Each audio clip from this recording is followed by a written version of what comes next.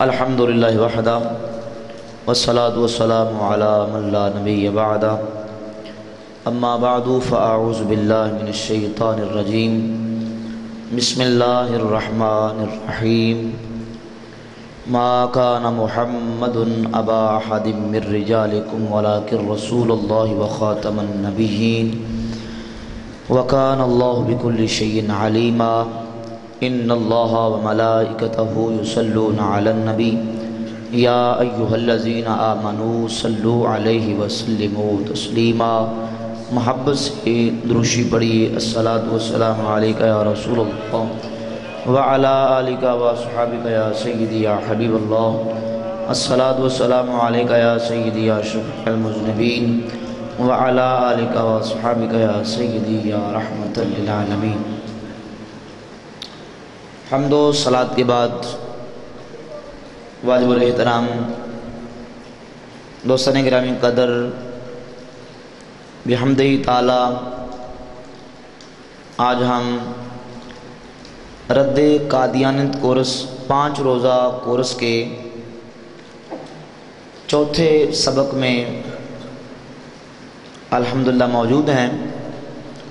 انشاءاللہ تبارک و تعالی جس طرح کے دوست احباب نے بار بار سوالات کیے تھے کہ قادیانیوں کے ساتھ معاملات اور ان کے ساتھ لین دین، خرید و فروخت اور ان کے ساتھ کیسا ہمیں برتاؤ کرنا چاہیے، تو انشاءاللہ آج کے اس درس اور سبق میں قادیانیوں کے بارے میں احکامات بیان کیے جائیں گے، اور اس کے ساتھ ساتھ اہل سنت و جماعت کے اکابر علماء نے رد قادیانیت کے حوالے سے جو خدمات سارے انجام دیں، انشاءاللہ وہ بھی آپ دوستوں کے گوشگوار کی جائیں گی۔ اور تیسرے نمبر پہ یہ مسئلہ واضح کر کے انشاءاللہ بیان کروں گا کہ مرزا غلام احمد قادیانی کے دعوی نبوت کے محرکات اور اسباب کیا تھے، کس نے مرزا قادیانی کو اس بات کی طرف راغب کیا کہ وہ نبوت کا دعویٰ کرے، تو انشاءاللہ وہ محرکات اور اسباب بھی بیان کروں گا۔ تو سب سے پہلے قادیانیوں کے حوالے سے امام اہل سنت، کشتہ عشق رسالت، اہل سنت و جماعت کی جان، اہل سنت و جماعت کی پہچان، الشاہ مولانا امام احمد رضا خان محدث بریلوی رضی اللہ تعالیٰ عنہ کے فتاوی رضویہ شریف سے مختلف سوالات کے جواب انشاءاللہ میں حوالہ جات کی روشنی میں آپ کے سامنے بیان کروں گا۔ یہ آپ دوست احباب لکھتے جائیں تاکہ بعد میں آپ کو مسئلہ تلاش کرنے میں اور حوالہ ڈھونڈنے میں آسانی ہو۔ اعلیٰ حضرت امام اہل سنت رحمۃ اللہ علیہ سے فتاوی رضویہ کی 14ویں جلد صفحہ نمبر 279 پہ آپ سے سوال کیا گیا کہ قادیانیوں سے کس طرح کس پیرایا میں بحث کی جائے، یعنی ان کی تردید کے باری ذرائع کیا ہیں، یعنی ہمیں قادیانیوں کے ساتھ کس انداز میں اور کس مسئلے پہ زیادہ ان سے گفتگو کرنی چاہیے، اور ان کے رد کے حوالے سے میں کیا لایا عمل اختیار کرنا چاہیے۔ تو امام اہل سنت رحمۃ اللہ علیہ اس کا جواب 14ویں جلد کے صفحہ نمبر 279 پہ تحریر فرماتے ہیں سب سے باری ذریعہ اس کے رد کا اول کلمات کفر پر گرفت ہے، یعنی کہ ادھر ادھر کے دوسرے مسائل میں ہم اس سے الجھنا شروع کر دیں۔ سب سے پہلا ذریعہ یہ ہے کہ مرزا قادیانی نے جو کفریات بکے ہیں اپنی کتابوں میں، اس حوالے سے مرزائیوں سے بات کی جائے جو اس کی تصانیف میں برساتی حشرات کی طرح اہلے گہلے پھر رہے ہیں۔ انبیاء علیہم السلام کی توہینیں، عیسیٰ علیہ السلام کو گالیاں، ان کی ماں طیبہ طاہرہ پر تان، اور یہ کہنا کہ یہودی کے جو اعتراض عیسیٰ اور ان کی ماں پر ہیں ان کا جواب نہیں، اور یہ کہ نبوت عیسیٰ پر کوئی دلیل قائم نہیں بلکہ عدم نبوت پر دلیل قائم ہے، یہ ماننا کہ قرآن نے ان کو انبیاء میں گنا ہے اور پھر صاف کہہ دینا کہ وہ نبی نہیں ہو سکتے، معجزات عیسیٰ علیہ السلام سے صراحتاً انکار، اور یہ کہنا کہ وہ مسمریز سے یہ کچھ کیا کرتے تھے، اور یہ کہ میں ان باتوں کو مکروہ نہ جانتا تو آج عیسیٰ سے کم نہ ہوتا۔ مرزا قادیانی نے یہ بات لکھی ہے۔ اور یہ کہ تو وہ روشن معجزے جن کو قرآن مجید آیات بینات فرما رہا ہے، یہ ان کو مسمریز و مکروہ مانتا ہے۔ اپنے آپ کو اگلے انبیاء سے افضل بتانا اور یہ کہنا کہ ابن مریم کے ذکر کو چھوڑو، اس سے بہتر غلام احمد ہے، اور یہ کہنا کہ اگلے 400 انبیاء کی پیش گوئی غلط ہوئی اور وہ جھوٹے، اور یہ کہنا کہ عیسیٰ علیہ السلام کی 4 دادیاں نانیاں معاذ اللہ زانیہ تھیں، اور یہ کہ اسی خون سے عیسیٰ کی پیدائش ہے۔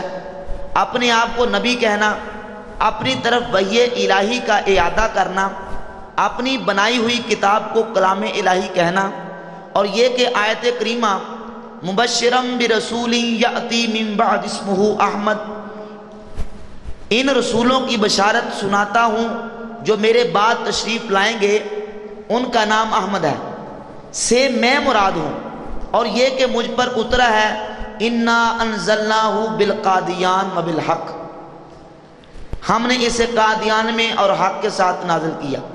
اور دوسرا باری ذریعہ اس خبیث کی پیشگوئیوں کا جھوٹا پڑھنا، جن میں بہت چمکتے روشن حرفوں سے لکھنے کے قابل 2 واقعے ہیں۔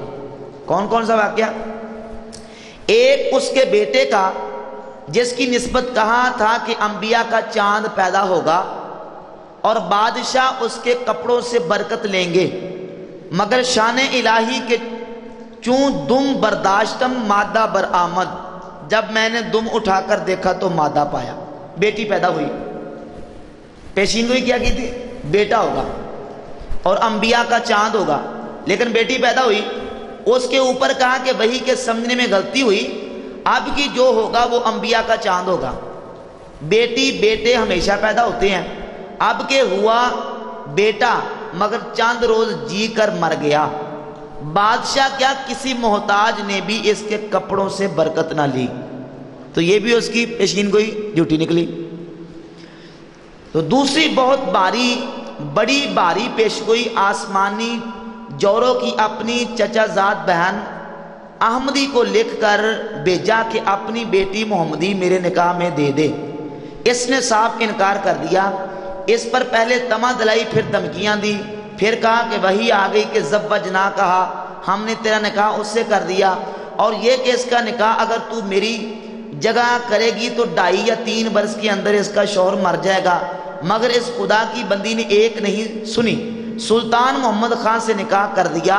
وہ آسمانی نکاح درا ہی رہا، نہ وہ شوہر مرا، کتنے بچے اس سے ہو چکے اور یہ چل دیے، غرض اس کے کفر و کذب حد شمار سے باہر ہیں، کہاں تک گنے جائیں، اور اس کے ہوا خواہ ان باتوں کو ٹالتے ہیں، اور بعض کریں گے تو کاہے میں کہ عیسیٰ علیہ السلام نے انتقال فرمایا، ماں جسم کے اٹھائے گئے، یا صرف روح مہدی و عیسیٰ ایک ہیں یا متعدد، یا ان کی عیاری ہوتی ہے ان کفروں کے سامنے۔ ان مباحث کا کیا ذکر؟ فرض کیجئے کہ عیسیٰ علیہ السلام زندہ نہیں، فرض کیجئے کہ وہ ماں جسم نہیں اٹھائے گئے، فرض کیجئے کہ مہدی و عیسیٰ ایک ہیں، پھر اس سے وہ تیرے کفر کیوں کر مٹ گئے؟ کلام تو اس میں ہے کہ تو کہتا ہے میں نبی ہوں، ہم کہتے ہیں تو کافر ہے۔ ہم کیا کہتے ہیں؟ اس کا فیصلہ ہونا چاہیے۔ انبیاء کی توہینی، انبیاء کی تکذیبیں، معجزات سے استہزاء، نبوت کا ادعا، اور پھر دوسرے درجہ میں انبیاء کے چاند والا بیٹا، آسمانی جورو، یہ تیری تکفیر تکذیب کو کافی ہیں۔ تو مرزائیوں کے ساتھ گفتگو کرنے کا طریقہ یہ ہے کہ بجائے اس کے کہ ہم ان سے حیات عیسیٰ علیہ السلام کے مسئلے پہ جھگڑنا شروع کر دیں کہ عیسیٰ علیہ السلام زندہ اٹھائے گئے یا ان کو فوت کر کے پھر اٹھایا گیا، اس نے مسئلے پر جھگڑنے کی بجائے سب سے پہلے ہم مرزائیوں کے سامنے کیا رکھیں گے؟ مرزے کے کفریات کیا رکھیں گے؟ جو اپنی کتابوں میں اس نے کفریات لکھی، انبیاء کی توہینیں کی، اور قرآن مجید فرقان حمید کی توہین کی، اللہ کریم جل شانہ کی توہین کی، اور دیگر جتنے انبیاء کرام علیہم الصلوۃ و تسلیمات کے معجزوں کا انکار کیا، سب سے پہلے ہم مرزائیوں سے اس حوالے سے بات کریں گے اور اس کی جھوٹی پیشین گوئیوں کے حوالے سے بات کریں گے کہ مرزا نے یہ باتیں کہی تھی کہ یہ ہوں گی، لیکن وہ مر گیا اور اس کی پیشین گوئیاں سچی نہ نکلی۔ تو ایسا جھوٹا کذاب بندہ جو ہے وہ ہرگز نبی کبھی بھی ہو سکتا نہیں۔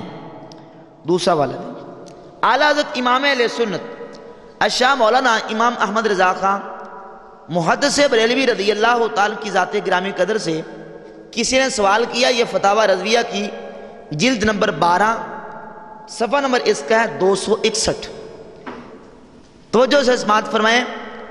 زید نے قادیانی مذہب اختیار کر لیا اور اس کی عورت بدستور اپنے اصلی مذہب حنفی پر رہی، گو زید نے مذہب قادیانی گوارا کرنے میں اپنی عورت کو مجبور نہیں کیا، لہذا ایسی حالت میں کہ جب مابین زن و شوہر کے اختلاف مذہب ہو گیا تو از روئے حکم شرع شریف کے بحالت طرز معاشرت درمیان زن و شوہر جائز ہے یا نہیں، یعنی اب عورت کو اس مرد کے ساتھ رہنا جائز ہے یا نہیں۔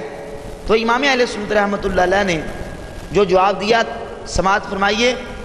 فرماتے صورت مستفسرہ میں عورت فوراً نکاح سے نکل گئی، ان میں باہم کوئی علاقہ نہ رہا، مرد محض بیگانہ ہو گیا، اب اس سے قربت زنائے خالص ہوگی، اب اس سے قربت زنائے خالص ہوگی، اس کے ساتھ اس کا نکاح باقی نہ رہا۔ اسی طرح اعلیٰ حضرت امام اہل سنت الشاہ مولانا امام احمد رضا خان محدث بریلوی رضی اللہ تعالیٰ کی ذات گرامی قدر سے سوال ہوا، جلد نمبر 14 صفحہ نمبر ہے 384۔ سوال ہوا کہ ایک مرزائی قادیانی کا سوال ہے کہ ابن ماجہ کی حدیث ہے، رسول اللہ صلی اللہ علیہ وسلم نے فرمایا ہر صدی کے بعد مجدد ضرور آئے گا، مرزا صاحب مجدد وقت ہے، عالی جائے اس قوم نے لوگوں کو بہت خراب کیا ہے، ثبوت کے لیے کوئی رسالہ وغیرہ ارسال فرمائے تاکہ گمراہی سے بچیں۔ تو اعلیٰ حضرت رحمۃ اللہ علیہ سے سوال ہوتا، آپ نے کیا جواب ارشاد میں فرمایا مجدد کا کم از کم مسلمان ہونا تو ضرور ہے نا، اور قادیانی کافر مرتد تھا، ایسا کہ تمام علماء حرمین شریفین نے بالاتفاق تحریر فرمایا کہ من شک فی کفرہ و عذابہ فقد کفر، جو اس کے کافر ہونے میں شک کرے وہ بھی کافر ہے، جو اس کے کافر میں شک کرے وہ بھی کافر ہے۔ تو مجدد کا کم از کم مسلمان ہونا تو وہ ضروری ہے، مرزا تو مرتد ہے، اس کا مجدد کسی صورت میں ہونا درست نہیں۔ اعلیٰ حضرت امام علیہ سنت رحمۃ اللہ علیہ سے کسی نے سوال کیا، جلد نمبر 21 صفحہ نمبر 279، مرزا غلام محمد قادیانی کو مجدد، مہدی، مسیح موعود اور پیغمبر صاحب وحی و الہام ماننے والے مسلمان ہیں یا خارج از اسلام اور مرتد؟ مرزے کو ماننے والے مسلمان ہیں یا کافر مرتد ہیں؟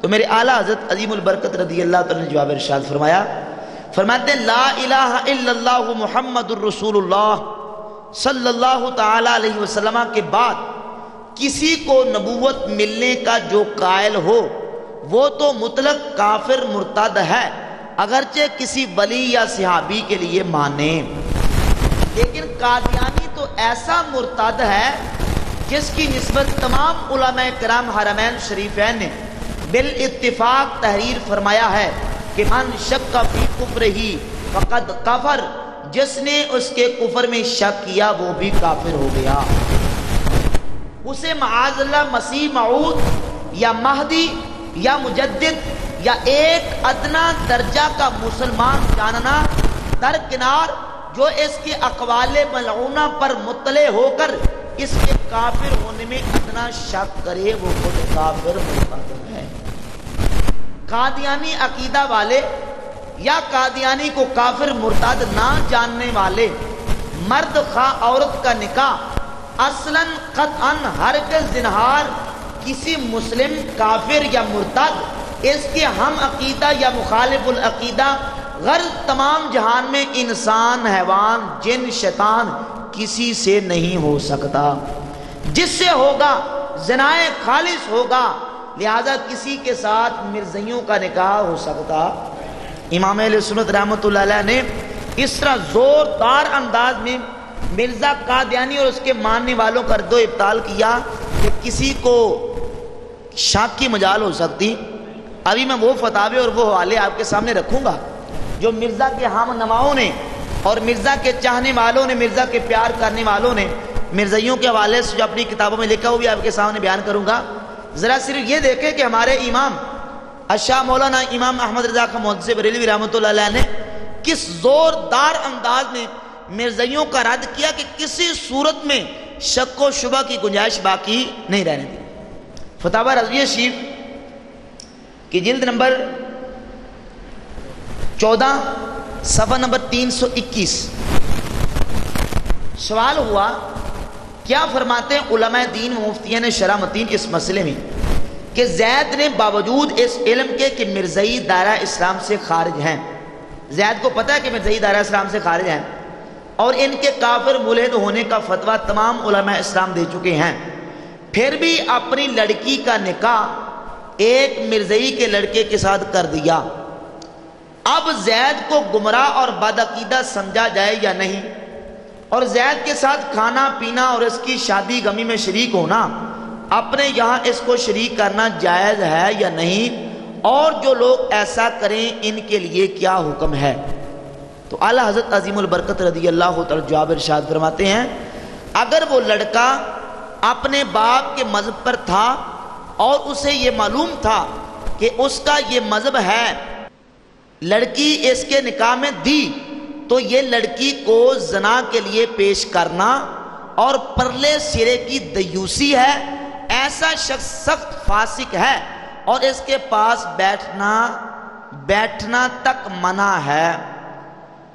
اور آگے فرماتے ورنہ اس کے سخت بے احتیاط اور دین میں بے پرواہ ہونے میں کوئی شبہ نہیں، اور اگر ثابت ہو کہ وہ واقعی مرزائیوں کو مسلمان جانتا ہے، اس بنا پر یہ تقریب کی تو خود کافر مرتد ہے۔ علماء کرام حرمین شریفین نے قادیانی کی نسبت بالاتفاق فرمایا کہ من شک فی عذابہ و کفرہ فقد کفر، کہ جو اس کے کافر ہونے میں شک کرے وہ بھی کافر ہے۔ تو مرزائی کے ساتھ کسی صورت میں نکاح جائز ہے نہیں، نہ مرد کا، نہ عورت کا، نہ کسی جانور کا، نہ حیوان کا، نہ جن کا، انسان کا، مرزائیوں کے ساتھ نکاح جائز نہیں۔ اسی طرح فتاوی رضویہ شریف کی جلد نمبر 11 صفحہ نمبر 507 اور 508 سوال ہوا کیا فرماتے علماء دین اس مسئلہ میں کہ مرزائی مذہب شخص کی دختر نابالغہ سے جو عقد نکاح ہو گیا ہے وہ شرعاً جائز ہے یا ناجائز؟ دختر مذکورہ اپنے مذہب کو کچھ نہیں جانتی ہے، والد اس کا انتقال کر چکا ہے، صرف اس کی والدہ نے نکاح ایک حنفی مذہب سے کر دیا ہے، ایسی صورت میں شرعاً کیا حکم ہے؟ اس کو علیحدہ کر دیا جائے یا تا وقت بلوغ رکھا جائے؟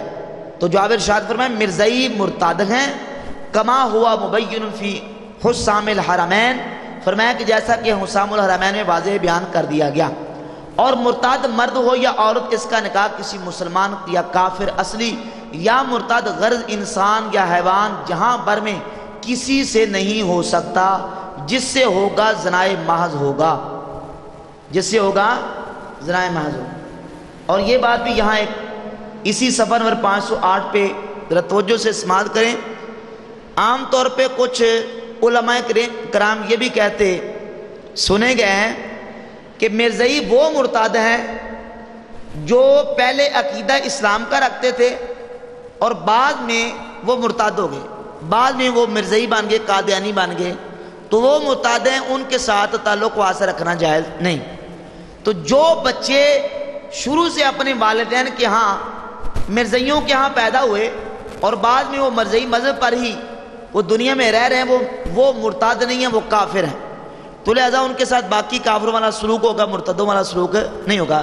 یہ عام طور پہ لوگوں میں یہ بات مشہور ہے، لیکن اعلیٰ حضرت امام اہل سنت رحمۃ اللہ علیہ نے جو تحریر فرمایا جلد نمبر 11 صفحہ نمبر 508 پہ آپ فرماتے ہیں کہ سمجھ وال ہونے کی حالت میں اگر اس نے مرزائیت قبول کی، ذرا پیچھے سے سن لے، عورت اگرچہ نابالغہ ہے، 1-2 سال کی ناعاقلہ بچی نہ ہوگی، اور عقل و تمیز کے بعد اسلام و ارتداد صحیح ہیں، سمجھ وال ہونے کی حالت میں اگر اس نے مرزائیت قبول کی یا اتنا ہی جانا کہ مرزا نبی یا مسیح یا مہدی تھا، تو اسی قدر اس کے مرتدہ ہونے کو بس ہے، اسی سے وہ مرتد ٹھہر جائے گی، اس کا ارتداد اس سے ثابت ہو جائے گا۔ تجربہ ہے کہ یہ مرتد لوگ بہت بچپن سے اپنی اولاد کو اپنے عقائد کفریہ سکھاتے ہیں، تو سائل کا کہنا کہ اپنے مذہب کو کچھ نہیں جانتی بعید از قیاس ہے، بعید از قیاس ہے۔ لہذا جو مرزائیوں کے بچے مرزائیوں کے گھر پیدا ہوئے اور بلوغت کی حالت میں وہ مرزائی ہی رہے، تو وہ خالص کافر نہیں بلکہ کافر مرتد ہیں۔ کون سے کافر ہے؟ بولے نا، کون سے کافر ہیں؟ کافر مرتد ہیں، وہ خالص کافر نہیں۔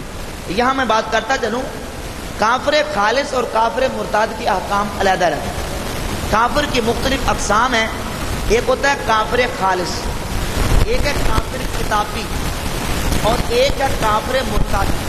ایک ہے کافر، بولے ایک کافر کتابی، کافر خالص، کافر مرتد۔ کافر خالص کون ہے؟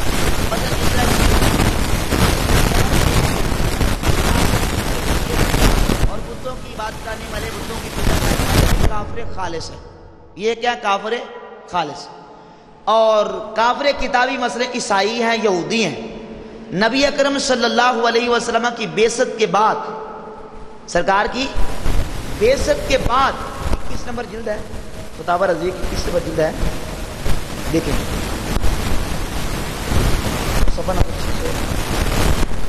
تو نبی کریم علیہ الصلوۃ والسلام کی بعثت کے بعد اگر کوئی بندہ عیسائی یا یہودی سرکار دو عالم صلی اللہ تعالی علیہ وسلم کی ذات والا صفات کی نبوت، سرکار کی رسالت کا اقرار نہ کرے، چاہے وہ اپنے آپ کو بہت بڑا موحد اور خدا کا ماننے والا توحید پرست کہتا رہے، قرآن کو کتاب اللہ تسلیم نہ کرے، نبی کریم علیہ الصلوۃ والسلام کی رسالت کی گواہی نہ دے، اور دین اسلام کو قبول نہ کرے، وہ چاہے اپنے عیسائی مذہب پہ بیان ہی وہ پورے طریقے پر چلتا ہو، وہ کافر ہے، وہ کبھی مسلمان ہو سکتا۔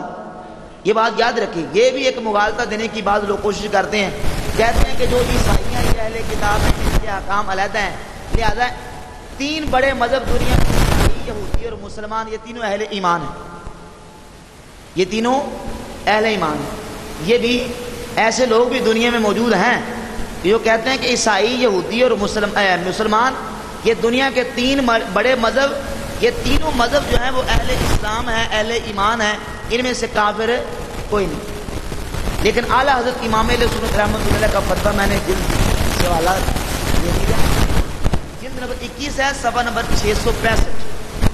اعلیٰ حضرت امام اہل سنت فرماتے ہیں شرع مطہر میں ہر غیر مسلم کافر ہے، یہودی ہو یا نصرانی یا مجوسی یا مشرک، جو اہل کتاب کو کافر نہ جانے خود کافر ہے۔ جو اہل کتاب کو کافر نہ جانے، بولے خود کیا ہے؟ تو اب وہ لوگ جن کا یہ عقیدہ اور نظریہ ہے کہ دنیا میں 3 بڑے مذہب یہودی، عیسائی اور مسلمان تینوں اہل ایمان ہیں، میں نام بھی لے دیتا ہوں تاکہ آپ کو تسلی ہو جائے۔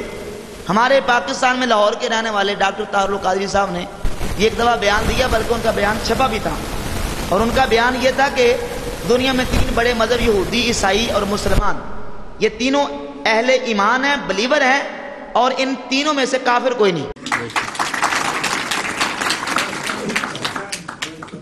یہ اتنا اہل ایمان کے لیے پوری دنیا میں جب تقسیم کی جاتی ہے تو بلیورز اور نان بلیورز کی تقسیم کی جاتی ہے۔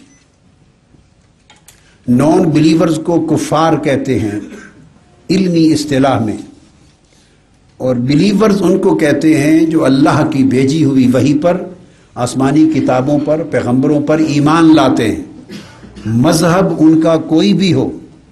تو جب بلیورز اور نان بلیورز کی تقسیم ہوتی ہے تو یہودی عقیدے کے ماننے والے لوگ اور مسیحی برادری اور مسلمان، یہ تین مذاہب بلیورز میں شمار ہوتے ہیں، یہ کفار میں شمار نہیں ہوتے۔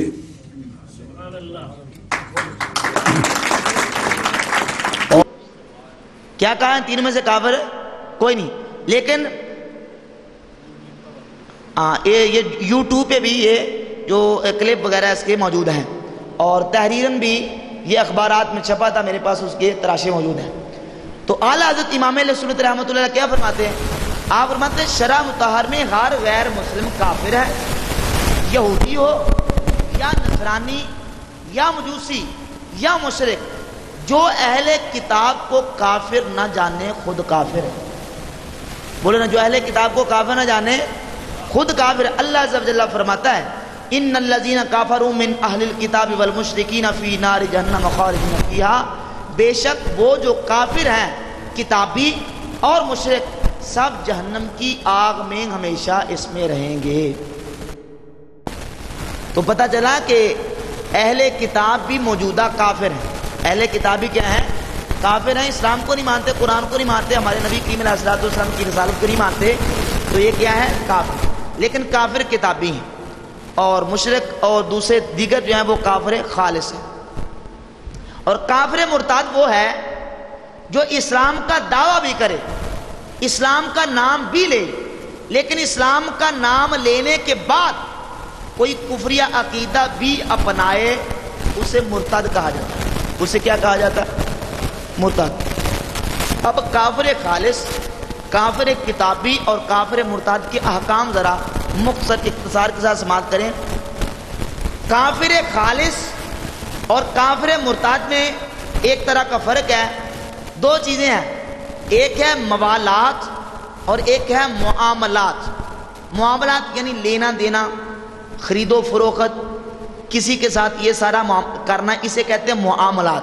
اسے کیا کہتے ہیں؟ معاملات۔ اور ایک ہے موالات، کسی کے ساتھ یاری، دوستی، پیار، محبت، رشتہ، ناتا، اس کے ساتھ یہ سارے معاملات، یہ سارا معاملہ کرنا، اسے کہتے ہیں موالات۔ اسے کیا کہتے ہیں؟ تو قرآن کریم فرقان حمید نے ہر غیر مسلم، ہر کافر کے ساتھ موالات کرنے کی کبھی بھی اجازت، کافر کسی بھی قسم کا ہو، وہ مرتد ہو، کتابی ہو، کافر خالص ہو، کوئی بھی کافر ہو، کسی کافر کے ساتھ موالات یعنی پیار، محبت، یاری، دوستی، رشتہ، ناتا کرنا جائز ہے۔ لا تتخذ اليہود والنصارى اولیاء، کہ اے ایمان والو یہودیوں اور عیسائیوں کے ساتھ یاریاں نہ لگاؤ، ان کے ساتھ دوستی۔ دیگر اور بھی آیات طیبات اس پر دلالت کرتی ہیں کہ غیر مسلم کافر کے ساتھ یاری دوستی جائز ہے نہیں۔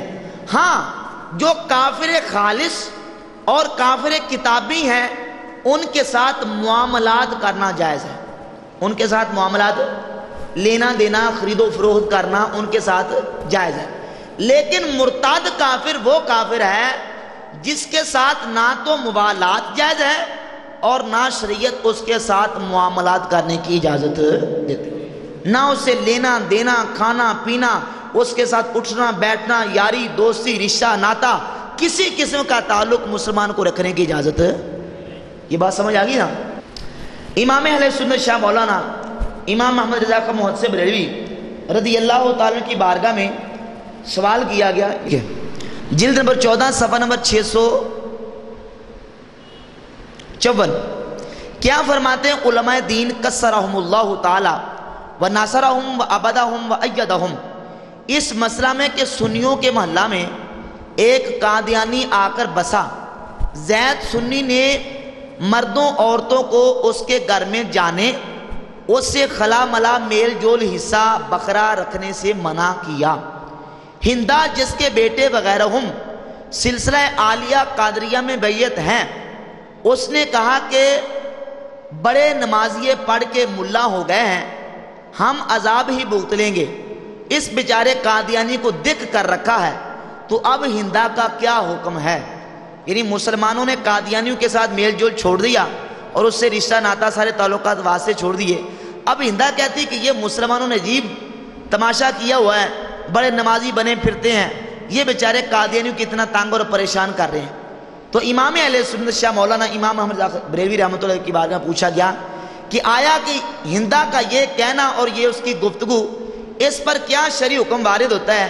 تو اعلیٰ حضرت عظیم البرکت رضی اللہ عنہ فرماتے ہیں ہندا نماز کی تحقیر کرنے، عذاب الہی کو ہلکا ٹھہرانے اور قادیانی کو اس فعل مسلمانہ سے مظلوم جاننے اور اس سے میل جول چھوڑنے کو ظلم و ناحق سمجھنے کے سبب اسلام سے خارج ہو گئی، اپنے شوہر پر حرام ہو گئی، جب تک نئے سرے سے مسلمان ہو کر اپنے ان کلمات سے توبہ نہ کرے. یعنی جب تک توبہ نہیں کرتی، جو مسلمانوں نے اس مرزئی اور قادیانی سے جو برتاؤ کیا تھا اس پر اس کا یہ کہنا کہ یہ مسلمان اسے دیکھ کر رہے ہیں اور مسلمان اسے تنگ کر رہے ہیں اور اسے مظلوم سمجھنا، یہ اس کا کفر ہے. اور جب تک یہ توبہ نہیں کر لیتی اس وقت تک اس کے ساتھ میل جول کرنا جائز نہیں. تو امام اہل سنت شاہ مولانا امام احمد رضا خان محدث بریلوی رضی اللہ تعالیٰ کے فتاوی رضویہ شریف سے میں نے وہ چند حوالہ جات بیان کیے جس سے یہ بات واضح ہوتی ہے کہ اعلیٰ حضرت عظیم البرکت رضی اللہ تعالیٰ نے بلا روک و ٹوک کے بغیر کسی ہچکچاہٹ کے واضح طور پر مرزائیوں کے بارے میں جو حکم شرع تھا کھول کے بیان کر دیا. اور امام اہل سنت رحمۃ اللہ علیہ نے یہ بات واضح کر دی کہ ہم اہل سنت و جماعت سرکار مدینہ صلی اللہ علیہ وسلم کے عشاق اور نبی پاک علیہ السلام کی ناموس اور حرمت رسول پر اپنی جانوں کے نذرانے پیش کرنے والے ان مرزائیوں، قادیانیوں، ان بددینوں مرتدوں کے ساتھ کسی قسم کا ہمارے دامن میں، ہمارے عقیدے میں نرم گوشہ موجود ہے. یہ مرتد ہے، ملعون ہے، اور ان کے ساتھ کسی قسم کا نہ معاملات جائز ہے، نہ موالات جائز ہے. یاری، دوستی، رشتہ، ناتا، تعلق، واسطہ، کھانا پینا، لینا دینا، خرید و فروخت مرزائیوں مرتدوں کے ساتھ کسی صورت میں کچھ بھی جائز نہیں. تو اعلیٰ حضرت عظیم البرکت رضی اللہ تعالیٰ کی ذات گرامی قدر کے یہ حوالے آپ نے سماعت کیے. کس انداز سے ببانگ دہل اعلیٰ حضرت عظیم البرکت رضی اللہ تعالیٰ عنہ نے یہ باتیں بیان کی. اب میں آپ کے سامنے ان لوگوں کے کتابوں کے فتاوی جات اور ان کی کتابوں سے تصریحات بیان کروں گا جو آج تحفظ ختم نبوت کے حوالے سے یہ دعویٰ کرتے نظر آتے ہیں کہ ہم بڑے محافظان ختم نبوت ہیں اور ہم ہی ختم نبوت کی حفاظت کرنے والے ہیں. اب ان کے اکابرین کے گھر کے حوالے میں چند آپ کے سامنے بیان کروں گا. فتاوی یہ ہے میرے ہاتھ میں کتاب فتاوی دارالعلوم دیوبند، اس کی جلد نمبر ہے 1، صفحہ نمبر اس کا ہے 101. سوال ہے کہ مرزا غلام محمد قادیانی امام احمد بریلوی رحمۃ اللہ کے آپ نے فتاوے سنے، اب ہمارے مخالفین اور دیوبندی حضرات کے حوالہ جات سماعت کریں. فتاوی دارالعلوم دیوبند میں کیا سوال کہا گا کہ مرزا غلام محمد قادیانی کے دعویٰ مسیحیت اور مہدیت سے واقف ہو کر بھی اگر کوئی شخص مرزا کو مسلمان سمجھتا ہے تو کیا وہ شخص مومن کہلا سکتا ہے؟ جواب سنیں. مرزا غلام محمد قادیانی کے عقائد و خیالات باطلہ اس حد تک پہنچے ہوئے ہیں کہ ان سے واقف ہو کر کوئی مسلمان مرزا کو مسلمان نہیں کہہ سکتا. البتہ جس کو علم اس کے عقائد باطلہ کا نہ ہو یا تعویل کرے وہ کافر نہ کہے تو ممکن ہے. بہرحال بعد علم عقائد باطلہ مرزا مذکور کو کافر کہنا اس کا ضروری ہے. اس کو اور اس کے اتباع کو جن کا عقیدہ مثل اس کے ہو مسلمان نہ کہا جاوے، وہ مسلمان نہ تھا جیسا کہ اس کی کتب سے ظاہر ہے. باقی یہ کہ جو شخص بسبب کسی شبہ اور تعویل کے کافر نہ کہے اس کو بھی کافر نہ کہا جاوے کہ موقع تعویل میں احتیاط عدم تکفیر میں ہے. کہتا کوئی بندہ تعویل کرتا ہے نا مرزائیوں کے کفریات کی تو اسے کافر نہیں کہنا چاہیے. حالانکہ اعلیٰ رحمۃ اللہ علیہ نے واضح طور پہ 2 ٹوک الفاظ میں کہا من شکا فی کفرہی او توقف فی کفرہی و عذابہی فقد کافر. جو مرزا کے کفریات پر اطلاع ہونے کے باوجود اس کے کفر میں شک کرے یا توقف کرے مرزا تو کافر مرتد ہے ہی. فرمایا کہ جو اس کے کفر میں شک کرے گا وہ خود کافر ہوگا. وہ کیا ہوگا؟ خود کافر. اسی طرح ان لوگوں کے مرزائیوں کے ساتھ تعلقات اور مرزائیوں کے ساتھ یاری دوستی کا ذرا آپ ایک اور انداز ملاحظہ کریں. یہ میرے ہاتھ میں کتاب موجود ہے تذکرۃ الرشید. کون سی؟ بولے نا کون سی کتاب ہے؟ مولوی رشید احمد گنگوئی دیوبندیوں کے کتب الاقطاب، اس کی جلد نمبر 2 صفحہ نمبر 228 پہ کیا تحریر کرتے ہیں؟ لکھتے ہیں کہ مرزا غلام محمد قادیانی جس زمانہ میں براہین احمدیہ لکھ رہے تھے اور ان کے فضل و کمال کا اخبارات میں چرچا اور شہرت تھا، حالانکہ اس وقت تک ان کو حضرت امام ربانی سے عقیدت بھی تھی، اس طرف کے جانے والوں سے دریافت کیا کرتے تھے کہ حضرت مولانا اچھی طرح ہیں اور دلی سے گنگو کتنے فاصلے پر ہے، راستہ کیسا ہے، غرض حاضری کا خیال بھی معلوم ہوتا تھا. اسی زمانہ میں حضرت امام ربانی یعنی رشید احمد گنگوئی نے ایک مرتبہ یوں ارشاد فرمایا کہ کام تو یہ شخص اچھا کر رہا ہے مگر پیر کی ضرورت ہے. کون اچھا کر رہا ہے؟ مرزا. بولو کون اچھا کر رہا ہے؟ تو کیا کر رہا ہے؟ دیوبندیوں کا کتب الاقطاب مولوی رشید احمد گنگوئی کہتا کام تو یہ شخص اچھا کر رہا ہے مگر پیر کی ضرورت ہے. مگر پیر کی یعنی اس کے کام کی دیوبندیوں کے کتب الاقطاب نے تعریف کی. اور یہ میرے ہاتھ میں کتاب موجود ہے ملفوظات حکیم الامت، اس کی جلد نمبر 29 صفحہ نمبر اس کا ملاحظہ فرمائیں 226 صفحہ نمبر 226 پہ مولوی اشرف علی تھانوی ان کے حکیم الامت کیا تحریر کرتے ہیں؟ کہتے ہیں ہم تو قادیانیوں کو بھی کافر نہ کہتے تھے اور وہ ہمیں کہتے تھے، یعنی قادیانی ان کو کافر کہتے تھے. کہتا ہم تو قادیانی کو بھی کافر نہ کہتے تھے، وہ ہمیں کہتے تھے. ہاں اب جب کہ ثابت ہو گیا کہ مرزا صاحب کی رسالت کے قائل ہیں تب ہم نے کفر کا فتویٰ دیا ہے. سب کے بعد کیونکہ یہ تو کفر صریح ہے، اس کے سوا ان کی تمام باتوں کی تعویل کر لیتے تھے، گو وہ تعویلیں بعید ہی ہوتی تھیں. ہم بریلوی والوں کو اہل ہوا کہتے ہیں، اہل ہوا کافر نہیں ہوتے. تو مطلب یہ کہ اشرف علی تھانوی صاحب لکھتے ہیں کہ ہم مرزائیوں کے باقی کفریات کی تعویل کر لیتے تھے اگرچہ وہ تعویلیں بعید ہی ہوتی تھیں. تو جب تک مرزا نے صریح رسالت کا دعویٰ نہیں کیا تھا اس وقت تک ہم نے مرزا کو کافر نہیں کہا. اسی طرح مرزائیوں کے ساتھ ان کے تعلقات اور مرزائیوں کے ساتھ ان کی اپنی عقیدت اور وابستگی کا اندازہ کرتے جائیں. یہ میرے پاس کتاب ہے یاران کہن، اس میں ان کے امام و پیشوا بہرحال مولانا ابوالکلام مرزا صاحب کے دعوی مسیحیت معو سے تو کوئی سروکار نہ رکھتے تھے، لیکن ان کی غیرت اسلامی اور حمیت دینی کے قدردان ضرور تھے. مرزے کے قدردان کون تھے؟ مولانا ابوالکلام آزاد دیوبندی.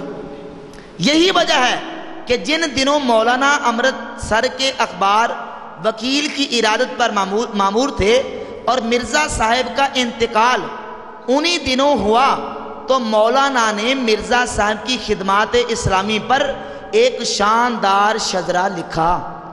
امرتسر سے لاہور آئے اور یہاں سے مرزا صاحب کے جنازے کے ساتھ بٹالہ تک گئے. کہاں تک گئے؟ اب پتہ چلے گا کہ یہ جو آج تحفظ ختم نبوت کے حوالے سے ٹھیکیدار بنے پھرتے ہیں، صفحہ نمبر یاران کہن کا ہے 29.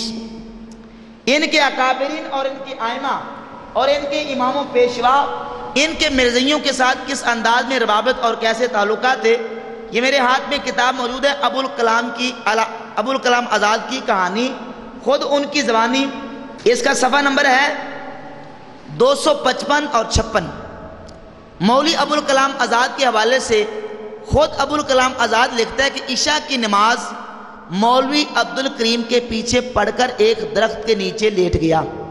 اپنا سفر بیان کرتا ہے کہ میں قادیان گیا اور قادیان میں جب پہنچ کر وہ مرزائیوں کا جو امام تھا عبدالکریم، جسے مرزا قادیانی اور اس کے خلیفوں نے خود امام اور خطیب مقرر کیا تھا اور جس نے مرزا کو نبوت کا دعویٰ کرنے کی ترغیب اس نے دی تھی کہ مرزا صاحب آپ بالکل صفات آپ میں نبوت کی ہیں تو آپ نبوت کا دعویٰ کر دیں.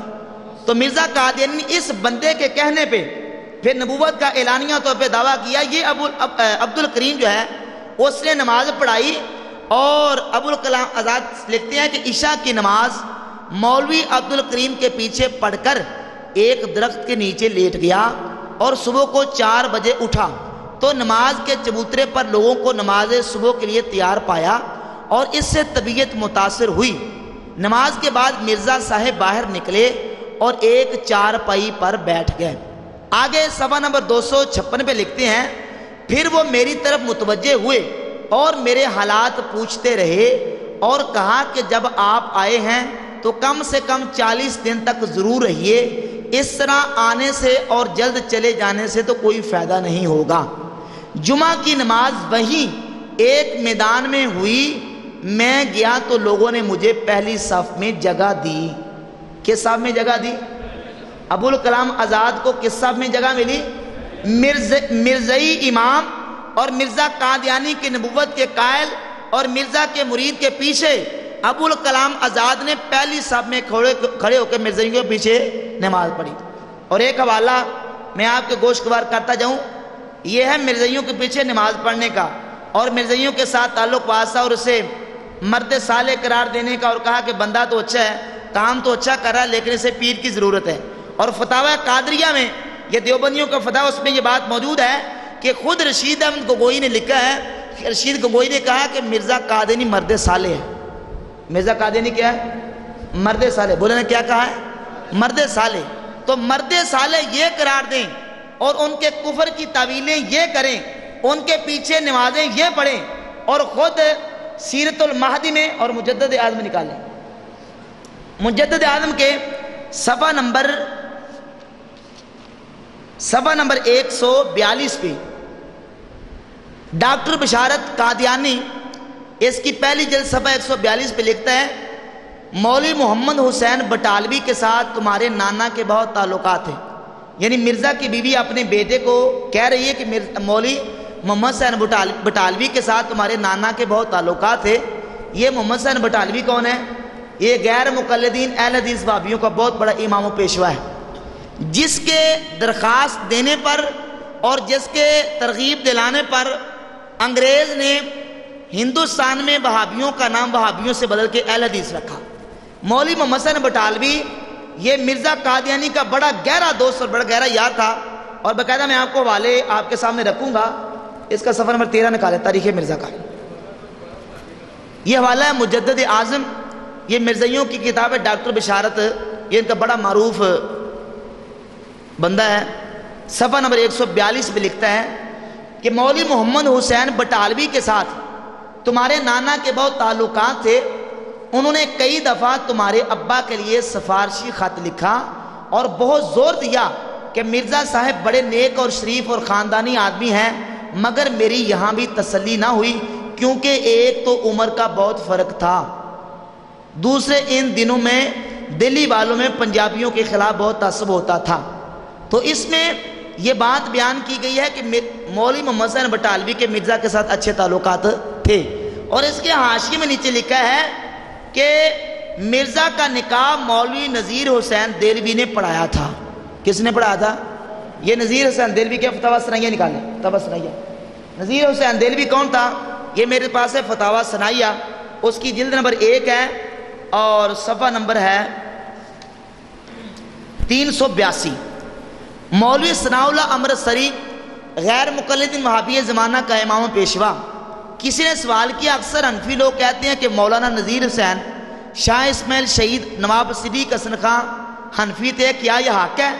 تو مولوی ثناء اللہ امرتسری لکھتا ہے یہ تینوں صاحب پکے اہل حدیث تھے. یہ تینوں صاحب پکے اہل حدیث.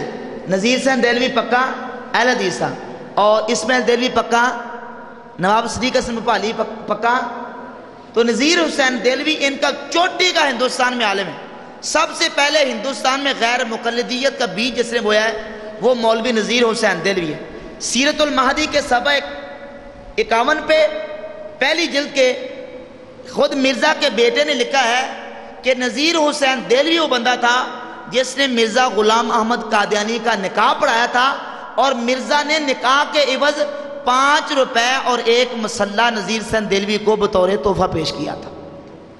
تو نکاح یہ پڑھائیں، چلو ہو جائے گی، تو نکاح یہ پڑھائیں، نمازیں یہ پیچھے پڑھیں، اور اس کے کفر میں طویلیں یہ کریں، اور آج یہ کس منہ سے تحفظ ختم نبوت کے حوالے سے اور کہتے ہیں کہ ہم قادیانی کے بڑے سخت خلاف ہیں، اور ختم نبوت کا جو کام ہم کر رہے ہیں دوسرا کر سکتا نہیں۔ اور بھی حوالہ جات استعمال کریں، انشاءاللہ بیان کروں گا۔ حالانکہ اہل سنت و جماعت کے اکابر علماء نے ہی مرزا قادیانی اور اس کی ذریت کا شدید طریقے سے رد فرمایا۔ یہ میرے پاس کتاب موجود ہے، تاریخ مرزا، اس کا لکھنے والا ہے مولوی ثناء اللہ امرتسری، سردار وہابیہ غیر مقلدین زمانہ کا بہت بڑا امام۔ تاریخ مرزا کے صفحہ نمبر 13 پہ لکھتا ہے، جس زور شور سے اس کتاب کا اشتہار آخر کار نکلی تو صورت اس کی یہ تھی کہ ایک جلد موٹے حرفوں میں صرف اس کے اشتہار کی تھی، باقی جلدوں میں مضامین شروع ہوئے، مگر مضامین کی بنا پر زیادہ تر اپنے الہامات اور مکاشفات پر تھی، لیکن وہ الہامات ایسے کچھ صاف اور صریح اسلام کے مخالف نہ تھے، بلکہ بعض معاون بعض گول، اس لیے اس نے زن علماء اس پر بھی مرزا صاحب سے مانوس ہی رہے۔ اس زمانہ میں سب سے بڑے مانوس مولوی ابو سعید محمد حسین صاحب بٹالوی ایڈیٹر اشاعت السنہ تھے، جنہوں نے اس کتاب پر بڑا بسیط ریویو لکھا اور مخالفین کو جوابات دیے۔ مولوی محمد حسین بٹالوی نے سب سے زیادہ حمایت مرزا غلام احمد قادیانی کی 1899 میں محمد حسین بٹالوی کا روپیوں پیسوں کی وجہ سے مرزے کے ساتھ کوئی جھگڑا چلا تو بعد میں ان کی آپس میں کلیش ہوگی، ورنہ مرزا قادیانی کا یہ جگری یار تھا، اور مولوی محمد حسین بٹالوی غیر مقلد وہابی جو ہے وہ ہمیشہ مرزا قادیانی کے ساتھ رہے، اور ہمیشہ اس کی تائید اور اس کی حمایت میں وہ باقاعدہ تحریریں اشاعت کرتا رہا۔ انہوں نے کسی صورت میں مرزے کی مخالفت نہیں کی، اور دیوبندی نے خود اس کو مرد صالح کہا اور کہا کہ کام بڑا اچھا کر رہا ہے، صرف پیر کی ضرورت ہے۔ یہ ساری باتیں ایک طرف رکھیں اور امام اہل سنت رحمۃ اللہ علیہ کے فتاوی جات ایک طرف رکھیں، آپ کو دودھ کا دودھ اور پانی کا پانی ہوتا نظر آئے گا کہ کس انداز میں میرے امام نے 2 ٹوک اور واضح انداز میں یہ بیان کر دیا کہ مرزا مرتد و کافر ہے، اس کے کفر میں شک کرنے والا بھی کافر مرتد ہے، کبھی مسلمان ہو سکتا؟ بولے نا، کبھی مسلمان ہو سکتا؟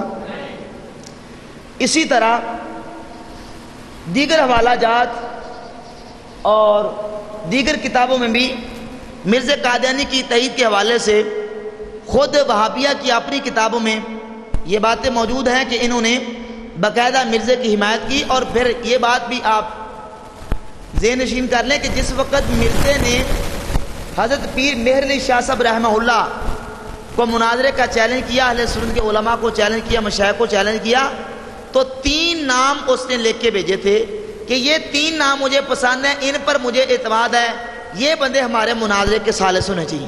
کتنے نام لے کے بھیجے تھے؟ بولے کتنے نام؟ پہلا نام ان میں سے تھا مولوی محمد حسین بٹالوی وہابی، دوسرا عبد الجبار غزنوی وہابی، اور تیسرا پروفیسر عبداللہ وہابی۔ تینوں وہابیوں کے نام تھے اور تینوں مرزا کے بہت مند علیہ تھے، تینوں پر مرزے کے اعتماد تھا۔ ان میں سے ایک ہی اہل سنت، بولے نا یار، ایک ہی اہل سنت نہیں تھا۔ ایسی یاریاں اور ایسی دوستیاں ان کے ساتھ ہیں۔ اور پھر چند اور حوالہ جات بھی آپ استعمال کر لیں۔ اخبار اہل حدیث 1 جنوری 1915 میں مولوی ثناء اللہ امرتسری سے کسی نے پوچھا کہ مرزائیوں کے پیچھے نماز پڑھنا جائز ہے یا نہیں، تو آپ نے اخبار اہل حدیث 1 جنوری 1915 کے رسالے میں لکھا کہ مرزائیوں کے پیچھے نماز پڑھنا جائز ہے۔ پھر اخبار اہل حدیث 2 نومبر 1934 کے شمارے میں کسی نے پوچھا کہ مرزائیوں کے ساتھ نکاح کرنا جائز ہے یا نہیں، تو وہابی مولوی ثناء اللہ امرتسری نے لکھا کہ مرزائیوں کے ساتھ نکاح کرنا جائز ہے۔ اسی طرح کی بات فیصلہ مکہ کے صفحہ 36 پہ ہے، اور یہ باتیں سیرت مہدی کے صفحہ 91 پہ مرزا غلام احمد قادیانی کے بیٹے نے یہ بات تحریر کی ہے کہ مرزا قادیانی کا بہاپن عورت کے ساتھ نکاح وہابیہ کے سب سے بڑے ہندوستان کے امام و پیشوا محدث وقت اور شیخ الکل فی الکل جسے کہتے ہیں نذیر حسین دہلوی نے پڑھایا، اور مرزے نے بطور ہدیہ 5 ان کو بطور ہدیہ تحفہ ہبہ کیا۔ نمازیں انہوں نے پڑھی، نمازیں انہوں نے مرزائیوں کے پیچھے پڑھی اور ان کے نکاحوں کو جائز تسلیم کیا، اور صرف یہاں تک نہیں بلکہ مرزائیوں کے نکاح اور انہوں نے باقاعدہ ان کے ساتھ نمازیں پڑھی۔ تو یہ کس منہ سے مرزائیوں کے رد کا دعویٰ کرتے ہیں؟ اسی طرح یہ باتیں اور بھی کتابوں میں پائی جاتی ہیں، لیکن صرف اسی پہ اختصار کروں گا اور یہ بات واضح کر کے بیان کروں گا کہ مرزائیوں کے رد کے حوالے سے جو کام اہل سنت و جماعت کے اکابرین نے کیا ہے، کسی دوسرے کو کرنا نصیب ہے، کسی کو دوسرے کو کرنا نصیب ہے۔ سب سے پہلے قادیانی کے رد میں اہل سنت و جماعت کے ایک بہت بڑے عالم حضرت مولانا غلام دستگیر قصوری نقشبندی ہاشمی رحمت اللہ تعالی علیہ نے کتاب تحریر فرمائی تحقیقات دستگیریہ۔ کتاب کا نام کیا ہے؟ بولے نا، کتاب کا نام کیا ہے؟ 1883 میں آپ نے یہ کتاب تحریر فرمائی تحقیقات دستگیریہ، اور پھر بعد میں اسی اردو کتاب کو عربی میں ٹرانسلیشن کر کے اس کا نام رکھا رجم الشیاطین۔ کیا نام رکھا؟ یہ سب سے پہلی کتاب اہل سنت و جماعت کے علماء میں سے یہ وہی غلام دستگیر قصوری صاحب ہیں جنہوں نے دیوبندیوں کے امام خلیل احمد انبیٹوی اور رشید احمد گگوئی کے خلاف وہ کتاب تقدیس الوکیل عن توہین خلیل رشید وہ کتاب تحریر فرمائی۔ اسی کتاب کے مصنف ہیں مولانا غلام دستگیر قصوری رحمہ اللہ۔ انہوں نے سب سے پہلے مرزائیوں کے خلاف کون سی کتاب لکھی ہے؟ تحقیقات دستگیریہ۔ اسی طرح اعلیٰ حضرت امام علیہ سنت رحمۃ اللہ تعالیٰ کی ذات گرامی قدر نے مرزا کے دعویٰ نبوت کے بعد متعدد کتابیں مرزا قادیانی کی کفر اور ارتداد پہ لکھی، جن میں سے آپ کی کتاب السوء والعقاب علی المسیح الکذاب، جزاز الدیانی علی مرتد القادیانی، قہر الدیان علی مرتد القادیان، اسی طرح جزاء اللہ عدوہ بے اباح ختم نبوہ اور المبین معنی خاتم النبیین۔ یہ آپ نے 5 کتابیں مرزا قادیانی کے رد میں تحریر فرمائی۔ مرزا قادیانی کے رد میں، بولے نا، مرزا قادیانی کے رد میں اس وقت تک دیوبندی کابرین میں سے اور وہابی کابرین سے کوئی ایک بندہ بھی آپ نہیں دکھا سکتے۔ دارالعلوم دیوبند کے جتنے پڑھنے والے اور وہاں کے فاضلین ہیں، کوئی ایک بندہ نکال کے دکھائیں کہ جیسے مرزا کے رد میں کوئی تحریر لکھی ہو۔ سب سے پہلے مرزا کا رد کرنے والے اہل سنت و جماعت کے علماء تھے۔ مرزا کا رد کرنے والے کون تھے؟ اہل سنت و جماعت کے علماء تھے۔ اور اعلیٰ حضرت امام علیہ سنت رحمۃ اللہ علیہ کے شہزادے حجت الاسلام مولانا حامد رضا خان صاحب رحمہ اللہ، انہوں نے مرزا کے رد میں کتاب تحریر فرمائی الصارم الربانی علی اسراف القادیانی، جس میں مسئلہ حیات عیسیٰ علیہ السلام کو بڑی شرح و بسط کے ساتھ بیان کیا اور مرزا کا بڑا رد و ابطال کیا۔ یہ کتابیں اہل سنت و جماعت کے علماء نے مرزائیوں کے رد میں اور مرزائیوں کے خلاف تحریر فرمائی۔ اور جس وقت سن 1900 میں مرزا نے علماء اہل سنت، علماء اسلام اور مشائخ اسلام کو مناظرے کا چیلنج کیا، تو سب سے پہلے اگر مرزا کے خلاف اس کے چیلنج کو قبول کرنے کے لیے میدان مناظرہ میں نکلے تو بھی اہل سنت و جماعت کے کابرین میں سے حضرت پیر مہر علی شاہ صاحب رحمۃ اللہ علیہ تھے۔ اور ببانگ دہل علی الاعلان کہا کہ مرزا اگر تو کسی کمرے میں کہتا ہے میں کمرے میں بیٹھنے کے لیے تیار ہوں، اور اگر کسی میدان میں کہتا ہے میں میدان میں نکل کر تیرے ساتھ مناظرہ کرنے کے لیے تیار ہوں۔ اور پیر مہر علی شاہ صاحب رحمۃ اللہ علیہ نے اس کے چیلنج کو قبول کرتے ہوئے لاہور آپ تشریف لائے۔ وقت مقررہ پر جو ٹائم دیا گیا تھا، جو تاریخ طے تھی، حضرت پیر مہر علی شاہ رحمۃ اللہ علیہ اپنے معاونین علماء کے ساتھ وہاں پہنچے، لیکن مرزا قادیانی وہ اس مقام پہ مناظرے میں کے میدان میں پہنچ سکا نہ، اور وہاں اس کو شکست سے فاش ہوئی۔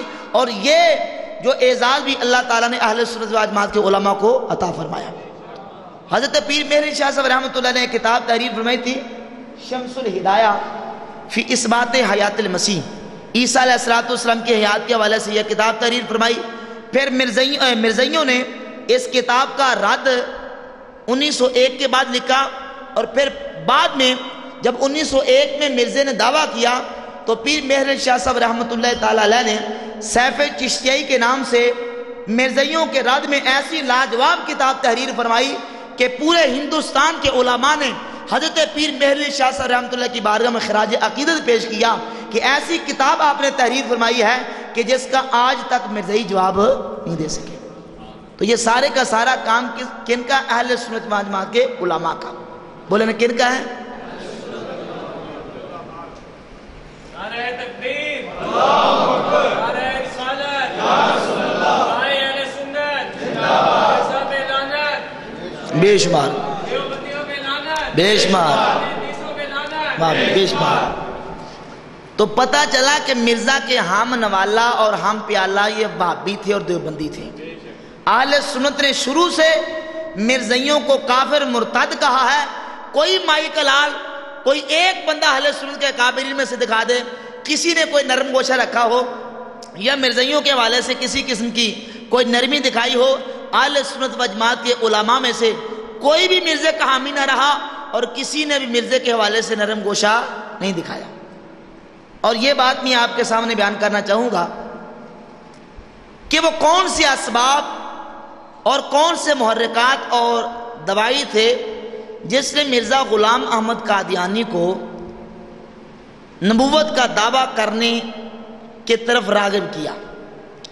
تو ان میں سے سب سے پہلے میں کتاب آپ کے سامنے رکھوں گا، ہندوستان کے وہابیہ کے سب سے پہلے جو بانی اور ان کے امام و پیشوا ہیں مولوی اسماعیل دہلوی۔ اس کی کتاب ہے کتاب تقویۃ الایمان، شمع بک ایجنسی، یوسف مارکی، غزنی سی، اردو بازار لاہور سے چھپی ہے۔ اس کا صفحہ نمبر ہے 41۔ مولوی اسماعیل دہلوی نے نبی پاک صلی اللہ علیہ وسلم کی نظیر کا بیان کرتے ہوئے کہا، ذرا توجہ سے مسئلہ سمجھنا، میں نے یہ عبارت پڑھ کے مسئلہ سمجھانا ہے آپ کو۔ کہتا اس شہنشاہ کی تو یہ شان ہے کہ ایک آن میں ایک حکم کن سے اگر چاہے تو کروڑوں نبی اور ولی اور جن و فرشتہ جبریل اور محمد کے برابر پیدا کر ڈالے۔ یعنی کہتا اللہ تو کروڑوں محمد پیدا کر سکتا ہے۔ اللہ تو کروڑوں، بولا کیا کروڑوں؟ یہ نبی کریم علیہ السلام کی نظیر پیدا ہو سکتی ہے۔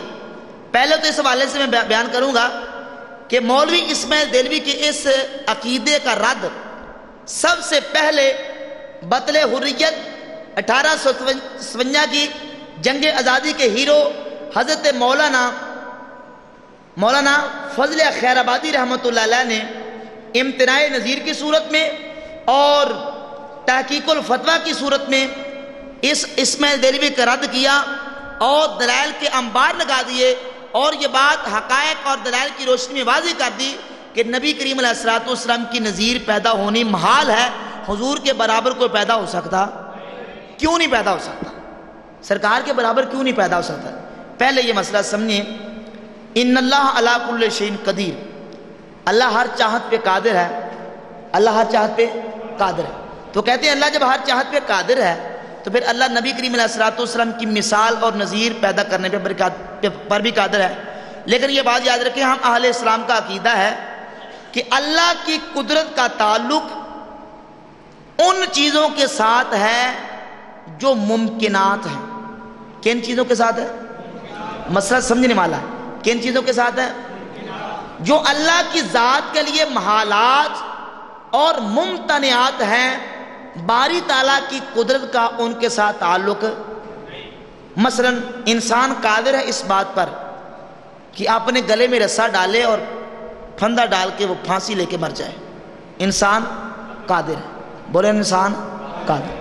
اپنے آپ کو مار لینے پر اور اپنے آپ کو ختم کر لینے پر انسان قادر ہے۔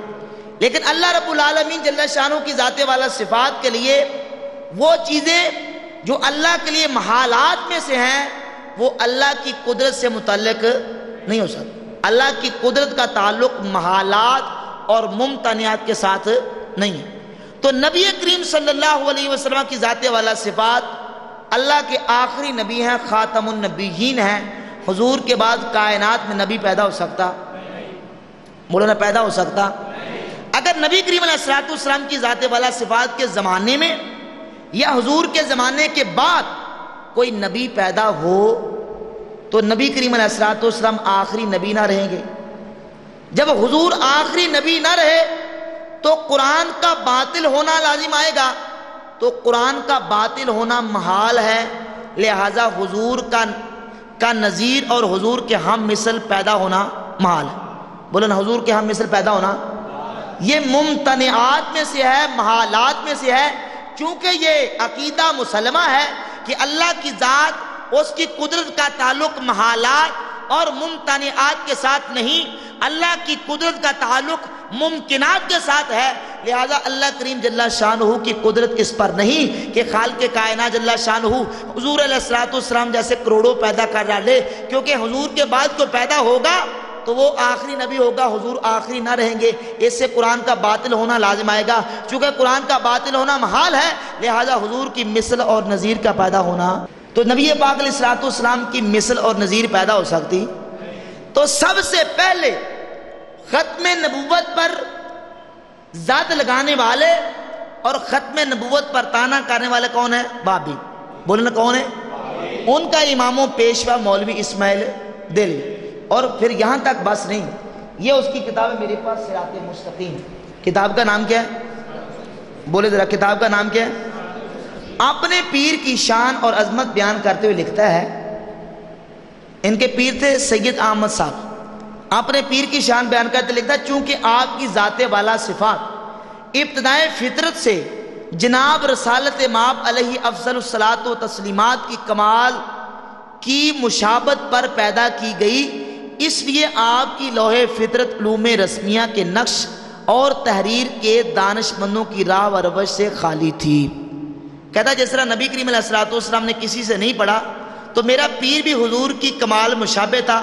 صفحہ نمبر 15 میں لکھتا ہے کہ میرا پیر بھی حضور کے کمال مشابہ تھا، اور میرا پیر جو ہے وہ پورا سرکار مدینہ علیہ السلام کے مشابہ پیدا کیا گیا تھا، اس لیے اس نے بھی لکھنا پڑھنا، وہ کہاں تیرا پیر، تیرے پیر کا نام پڑھنا یہ اس کی جہالت اور جو نا وہ ندانی پہ دلال کرتا ہے، اور نبی کریم علیہ السلام کا کسی سے علوم رسمیہ نہ پڑھنا یہ سرکار کے کمال اور عظمت پر دلال کرتا ہے۔ کہاں تمہارا پیر اور کہاں امام الانبیاء؟ تو نبی کریم علیہ السلام کی مشابہت کہاں؟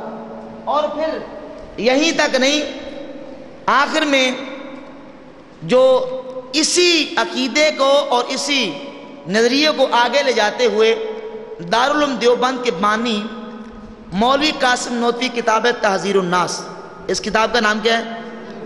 ذرا سب بول دے، کیا نام ہے؟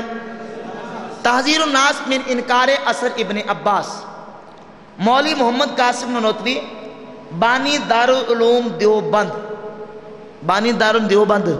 یہ مولوی قاسم نوتوی صاحب ایک مسئلے کی وضاحت کرتے ہوئے پوری کتاب تحریر کرتے ہیں۔ وہ مسئلہ کیا تھا اس کا میں خلاصہ آپ کے سامنے بیان کرتا ہوں۔ مسئلہ یہ ہے کہ بعض ضعیف اور شاذ روایات میں ایک روایت ملتی ہے سیدنا عبداللہ ابن عباس رضی اللہ تعالیٰ کی طرف منسوب کہ اللہ تعالیٰ نے 7 زمینوں 7 آسمانوں کو پیدا کیا، ہر زمین میں ہماری مخلوق کی طرح ایک مخلوق ہے، اور ہر زمین میں ایک آدم ہے تمہارے آدم کی طرح، ایک موسیٰ ہے تمہارے موسیٰ کی طرح، ایک عیسیٰ ہے تمہارے عیسیٰ کی طرح، اور ایک محمد ہے تمہارے محمد کی طرح۔ یعنی جس طرح اس زمین میں انبیاء آئے، نبی کریم علیہ السلام تشریف لائے، تو اس اثر میں یہ بات موجود ہے کہ نبی کریم علیہ السلام کی طرح ایک اور نبی سرکار کی مثل وہ باقی 6 زمینوں میں بھی موجود ہے۔ حالانکہ محدثین نے اس اثر کو شاذ تک بلکہ موضوع تک اور اسرائیلی روایات سے شمار کیا۔ تفسیر روح المعانی روح البیان نکالیں، صفحہ نمبر 467 پہ امام محمود علوسی رحمہ اللہ تفسیر روح المعانی کی جلد نمبر 27-28 نمبر حصہ ہے. لکھتے ہیں کہ اسی روایت پر فرماتے ہیں کہ لاکنہ شاذ بمرہ، یہ مرہ کی وجہ سے شاذ ہے.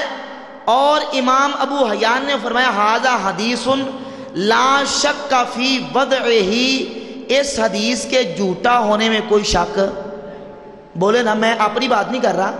علامہ محمود علوسی رحمہ اللہ تفسیر المعانی میں لکھتے ہیں، کہتے ہیں کہ ھذا حدیث لا شک فی وضعہ، یہ حدیث کے وضع ہونے میں، جھوٹا ہونے میں کوئی شک. لا مانع عقلا ولا شرعا من صحتہ، اس کی صحت نہ عقل کے ذریعے نہ شرع کے ذریعے درست ہے، یہ بات درست نہیں ہے.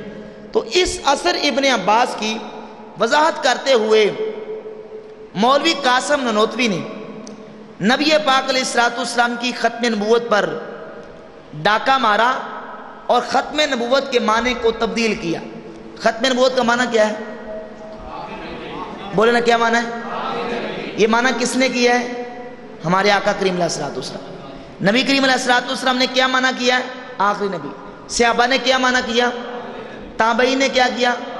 اتباع و تابعین نے کیا کیا؟ امت کے محدثین، مفسرین، مجتہدین، ائمہ، فقہا نے کیا کیا؟ آخری نبی. پوری امت کا اتفاق ہے کہ خاتم النبیین کا معنی کیا ہے؟ کوئی دوسرا معنی مراد. اب مولوی قاسم نوتوی کی تحریر دیکھیے، صفحہ نمبر 41، تحذیر الناس من انکار اثر ابن عباس. کہتا ہے بعد حمد و صلات کے قبل عرض جواب یہ گزارش ہے کہ اول معنی خاتم النبیین معلوم کرنے چاہیے. اس اثر کا، اس قول کا کہ 7 زمینیں 7 آسمان، ہر زمین میں نبی کریم علیہ السلام کی مثل نبی موجود ہے، اس کا جواب لکھتے کہتا ہے پہلے ہمیں سب سے پہلے خاتم النبیین کا معنی سمجھنا چاہیے. معنی کیا ہے؟ تو کہتا ہے کہ تاکہ فہم جواب میں کچھ دقت نہ ہو، جواب سمجھنے میں دقت نہ ہو.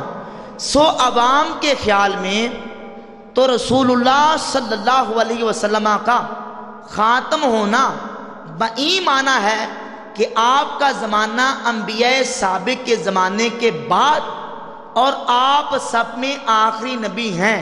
کہتا ہے یہ عوام کا خیال ہے. کس کا خیال ہے؟ یعنی خاتم النبیین کا معنی آخری نبی ہونا، اس کو کس کا خیال کہا؟ حالانکہ یہ عوام کا خیال ہے. یہ نبی کریم علیہ السلام نے تفسیر بیان کی. صحابہ کا عقیدہ ہے، امت کا عقیدہ ہے، اور اس پر امت کا اجماع اور اتفاق ہے. یہ عوام کا خیال ہے. خیال کہا، عقیدہ نہیں کہا، کیونکہ عقیدہ پختہ ہوتا ہے اور خیال تو ویسے کسی بات کو کہتے کوئی ذہن میں بات جم جاتی. یہاں کا عوام کا خیال ہے، یہ نہیں کہ عوام کا عقیدہ ہے. کیا کہتا عوام کا؟ کہ خاتم النبیین کا معنی آخری نبی ہونا عوام کا خیال ہے. عوام کے خیال میں تو رسول اللہ صلی اللہ علیہ وسلم کا خاتم ہونا بئی معنی ہے کہ آپ کا زمانہ انبیاء سابق کے زمانے کے بعد اور آپ سب میں آخری نبی ہیں. مگر اہل فہم پر روشن ہوگا کہ تقدم یا تأخر زمانی میں بذات کچھ فضیلت نہیں. کہتا نبی کریم علیہ السلام پہلے آ جائے یا آخر میں آ جائے، اس میں حضور کی کچھ فضیلت ہے؟ بولیں یا اس میں حضور کی کوئی فضیلت ہے؟ یہ اس کا قول ہے. تو نبی کریم علیہ السلام کی ختم نبوت کا وہ معنی جو سرکار نے خود بیان کیا، صحابہ کا عقیدہ اور پوری امت نے آج تک وہی مراد لیا.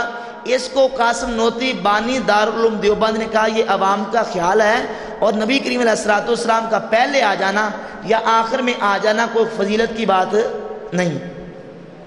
اور آگے صفحہ نمبر 65 پہ کیا لکھتا ہے؟ کہتا ہے کہ بلکہ اگر بالفرض آپ کے زمانہ میں بھی کہیں اور نبی ہو، جب بھی آپ کا خاتم ہونا بدستور باقی رہتا ہے. یعنی نبی کریم علیہ السلام کے زمانے میں بھی کوئی نبی آ جائے تو حضور پھر بھی آخری نبی، حضور پھر بھی خاتم النبیین ہیں. سرکار کی نبوت میں فرق نہیں پڑتا.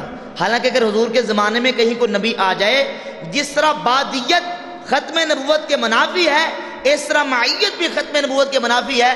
جو نبی کریم علیہ السلام کے زمانے میں آئے گا، ظاہر پھر حضور کا آخری نبی ہونا باقی نہیں رہے گا، تو اس سے ختم نبوت پہ زد آئے گی اور یہ ختم نبوت کے منافی یا موافق نہیں. صفحہ نمبر 85 پہ جا کے مولوی قاسم نوتوی صاحب نے بات ختم کر دی، کہنے لگا بلکہ اگر بالفرض بعد زمانہ نبی صلی اللہ علیہ وسلم کوئی نبی پیدا ہو تو پھر بھی خاتمیت محمدی میں کچھ فرق نہ آئے گا۔ پہلے کہا تھا کہ حضور کے زمانے میں آ جائے تو سرکار کی ختم نبوت میں فرق ہی نہیں پڑتا، اب کہتا ہے حضور کے بعد بھی کوئی آ جائے تو سرکار کی ختم نبوت میں فرق، بولے نا فرق، حالانکہ فرق پڑتا ہے۔ فرق اگر بعد میں کوئی آئے گا تو ظاہر ہے وہ آخری ہوگا، نبی کریم علیہ الصلوۃ والسلام آخری نہ رہیں گے، تو جو بعد میں آنے والا آخری وہ بنے گا، حضور آخری نہیں رہیں گے۔ لہٰذا مرزا قادیانی اور اس کی ذریت کو ختم نبوت کے حوالے سے جو بنیاد فراہم کی ہے دعویٰ کرنے کی، وہ دیوبند کے بانی مولوی قاسم نوتوی صاحب ہیں، جنہوں نے اپنی کتاب تحذیر الناس میں 3 مقامات پہ نبی مکرم صلی اللہ تعالیٰ علیہ وسلم کی ختم نبوت زمانی کا انکار کیا، اور مرزا قادیانی کو یہ بنیاد فراہم کی کہ وہ جو ہے وہ جناب والا نبوت کا دعویٰ کر سکے۔ تو میں یہ بات کہنے میں حق بجانب ہوں گا کہ ختم نبوت کا معنی تبدیل کرنے میں مولوی قاسم نوتوی استاذ ہے، اور ختم نبوت کا معنی تبدیل کرنے میں مرزا قادیانی اس کا شاگرد ہے۔ مرزا قادیانی اس کا، بولا مرزا قادیانی اس کا۔ یہ ختم نبوت یہ کتاب تحذیر الناس لکھی کب گئی؟ یہ بھی میں آپ کو ان کی کتابوں سب سے آخری کتاب قاسم العلوم، یہ کتاب میرے ہاتھ میں موجود ہے، قاسم العلوم خود دیوبندی کی اپنی لکھی ہوئی کتاب ہے۔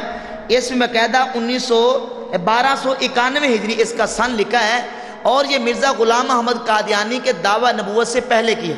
دعویٰ نبوت سے، یہ کتاب تحذیر الناس دعویٰ نبوت سے پہلے کی ہے، اور خود مرزائیوں کی کتابیں میں آپ کو حوالہ جو دکھا سکتا ہوں، جس میں باقاعدہ مرزائیوں نے مولوی قاسم نوتوی بانی دارالعلوم دیوبند کی اس کتاب تحذیر الناس کے حوالے دیے ہیں، اور کہا کہ خود دیوبندی بھی اس بات کے قائل ہیں کہ نبی کریم علیہ الصلوۃ والسلام کے بعد کوئی نبی آ جائے تو سرکار کی نبوت میں فرق نہیں پڑتا۔ تو مرزائیوں کو دعوی نبوت کی بنیاد کس نے فراہم کی؟ دیوبندیوں نے۔ بولے کس نے فراہم کی؟ دیوبندیوں نے فراہم کی، اور یہی کتاب پڑھ کے مرزا نے نبوت کا دعویٰ کیا 1901 میں، جبکہ یہ کتاب تحذیر الناس 1901 سے کافی سال پہلے لکھی گئی۔ لہٰذا مرزا قادیانی شاگرد ٹھہرا، اور مولوی قاسم نوتوی کیا ٹھہرا؟ یہ مولوی قاسم نوتوی کی ایک کتاب ہے قاسم العلوم، اس کا نام کیا ہے؟ قاسم العلوم۔ اس کا صفحہ نمبر ہے، اس کا صفحہ نمبر ہے 55۔ یہ تو عبارت ہے تحذیر الناس کی۔ اب صفحہ نمبر 55 قاسم العلوم پہ لکھتا ہے، مانا خاتم النبیین در نظر ظاہر پرستاں ہمی باشد کہ زمانہ نبی صلی اللہ علیہ وسلم آخر از زمانہ گزشتہ و بعض نبی دیگر نہ خواہد آمد، مگر میدانی این سخری اس کے مدی اس دران ازمے۔ کہتا ہے کہ خاتم النبیین کے معنی سطحی نظر والوں کے نزدیک تو یہی ہے کہ زمانہ نبی صلی اللہ تعالیٰ علیہ وسلم گزشتہ انبیاء کے زمانے سے آخر کا ہے، اور اب کوئی نبی نہیں ہوگا، مگر آپ جانتے ہیں کہ یہ ایک ایسی بات ہے کہ جس میں خاتم النبیین صلی اللہ علیہ وسلم کی نہ تو کوئی تعریف ہے اور نہ کوئی برائی، یعنی حضور کا آخری نبی ہونا، اس میں سرکار کی نہ کوئی تعریف ہے نہ کوئی برائی، اس میں کوئی شان ہی نہیں ہے، کوئی عظمت نہیں ہے، آخری نبی ہونے میں کون سی عظمت ہے؟ تو یہ سرکار مدینہ علیہ الصلوۃ والسلام کے آخری نبی کا انکار کس نے کیا ہے؟ مولوی قاسم نوتوی نے۔ کس نے کیا ہے؟ بولو ذرا، کس نے کیا ہے؟ اور سب سے پہلے مرزائیوں کو ختم نبوت کے حوالے سے بنیاد کس نے فراہم کی؟ اور یہ بھی میں آپ کو بات بتا دوں، دیوبندی حضرات اس میں بڑا شور کرتے ہیں اور کہتے ہیں کہ دیکھیں مولوی قاسم نوتوی کی جو کتاب ہے نا تحذیر الناس، اس کو سب سے پہلے اس عبارت کو مولانا احمد رضا بریلوی نے کفر کہا ہے، اس سے پہلے کسی نے کفر نہیں کہا۔ یہ مولانا احمد رضا بریلوی صاحب نے خود اس عبارت کے جناب وہ معنی اور اس کا مفہوم بدل کے غلط بیان کیا لوگوں کے سامنے، حالانکہ اس سے ختم نبوت کا انکار ثابت نہیں ہوتا۔ لیکن میں ان کے گھر کی حوالہ اور گواہی آپ کو پیش کرتا ہوں۔ یہ کتاب ہے ارواح ثلاثہ۔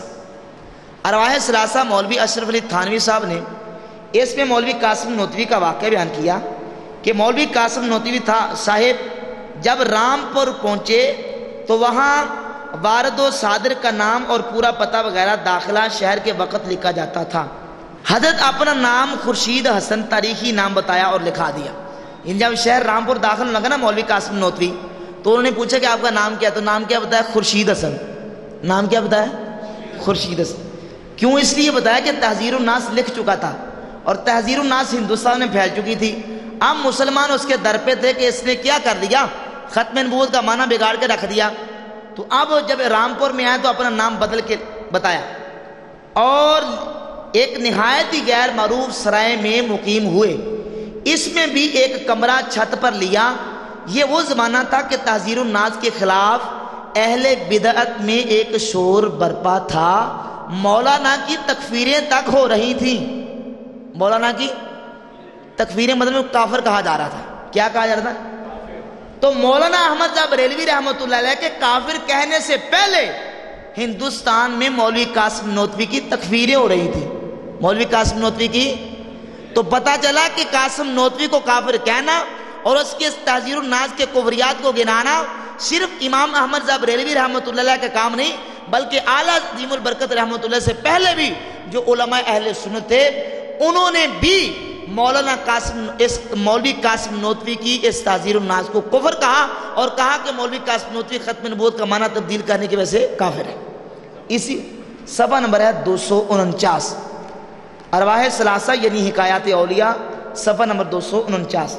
اسی طرح یہ کتاب ہے قصص الاکابر لحصص الاصاغر مولوی اشرف علی تھانوی، صفحہ نمبر 159۔ جب مولانا محمد قاسم صاحب نے کتاب تحذیر الناس لکھی تو سب نے مولانا محمد قاسم صاحب کی مخالفت کی۔ سب نے مولوی قاسم کی، بولے نا، سب نے مولوی قاسم کی۔ تو ہم مولوی قاسم نوتوی کی مخالفت کرنے والے صرف مولانا احمد صاحب بریلوی نہیں، بلکہ مولوی قاسم نوتوی کی مخالف علماء اہل سنت نے واضح انداز میں کی اور یہ بات بیان کی کہ بالکل لا شک ولا ریب اس میں کفریات ہیں اور اس میں بے دینیاں ہیں، اس میں ختم نبوت کے معنی کو تبدیل کیا گیا ہے، اس میں کفریات ہے اور ان کفریات کی وجہ سے مولوی قاسم نوتوی کیا ہے؟ کافر۔ آخر کار اعلیٰ حضرت امام اہل سنت شیخ مولانا امام احمد رضا خان محدث بریلوی رحمۃ اللہ کی ذات گرامی قدر نے یہ کتاب تحریر فرمی المعتمد المستند۔ کیا نام ہے کتاب کا؟ المعتمد المستند۔ 1320 ہجری میں یہ کتاب تحریر ہوئی اور 1321 ہجری میں یہ کتاب چھپی۔ اعلیٰ حضرت امام علیہ سنت رحمۃ اللہ علیہ نے اس کتاب میں مولوی قاسم نوتوی کی کتاب تحذیر الناس کے کفر بیان کر کے مولوی قاسم نوتوی بانی دارالعلوم دیوبند کو کافر کہا، اور یہ کتاب حرمین طیبین کے حسام الحرمین کا حرمین طیبین کے علماء کی بارگاہ میں پیش کی کہ اس کتاب میں میں نے ہندوستان میں پائے جانے والے فرقوں کے کفریات کو بیان کیا ہے، جن میں مولوی اشرف علی تھانوی، مولوی رشید احمد گنگوئی، مولوی خلیل احمد سہارنپوری اور مولوی قاسم نوتوی اور مرزا غلام احمد قادیانی۔ کتنے بندے تھے؟ 5۔ کتنے تھے؟ بانی دارالعلوم دیوبند مولوی قاسم نوتوی، مولوی رشید احمد گنگوئی، مولوی خلیل احمد سہارنپوری امبیٹوی اور مولوی اشرف علی تھانوی اور مرزا غلام احمد قادیانی۔ یہ 5 بندوں کے کفریات اعلیٰ عظیم البرکت نے اس کتاب المعتمد المستند میں بیان کیے، حرمین طیبین کے علماء کی بارگاہ میں پیش کی کہ آپ بتائیں کہ ایسا عقیدہ رکھنے والے جو اپنی کتابوں میں ایسے عقائد تحریر کریں ان کے بارے میں حکم شرعی کیا ہے؟ تو حرمین طیبین کے تقریباً 33 علماء نے، مکہ مدینہ کی اس وقت کے 33 علماء نے فتوے اور اس کتاب کی تصدیق کی، جس کا نام ہے حسام الحرمین۔ کیا نام ہے؟ حسام الحرمین علی منہر الکفر والمین۔ اس میں وہ فتاوی جات جمع کیے گئے اور 33 علماء نے بیک زبان ہو کے یہ کہا کہ جن 5 بندوں کی کفریہ عبارات کو مولانا احمد صاحب بریلوی رحمۃ اللہ ہندوستان سے لے کر آئے ہیں اور کتابیں انہوں نے ہمیں دکھائی ہیں، اصل ان کتابوں میں کفریات موجود ہیں اور یہ واقعتاً کافر ہیں۔ من شکا او توقفا فی کفرہم و عذابہم فقد کافر، یقیناً یہ پانچوں کافر اور مرتد ہیں جو ان کی کفریات پر اطلاع ہونے کے باوجود ان کو کافر مرتد نہ سمجھے گا، خود کافر ہوگا۔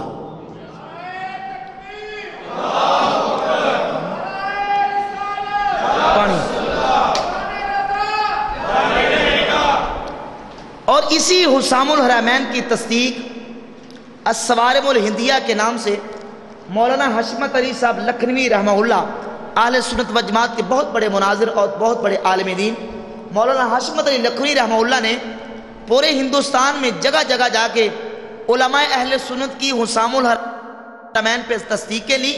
تقریباً 350 ہندوستان کے علماء نے حرمین طیبین کے علماء کے فتوے پر دستخط کیے اور تصدیق کی کہ ان 5 بندوں کے کفریات کے حوالے سے حرمین کے جو علماء نے کفر کے فتوے دیے ہیں، لا شک والا ریبہ، اس میں کسی قسم کا شک نہیں ہے، یقیناً وہ فتوے درست ہیں، اور یہ 5 بندے اپنی کفریہ عبارات کی وجہ سے کافر ہیں۔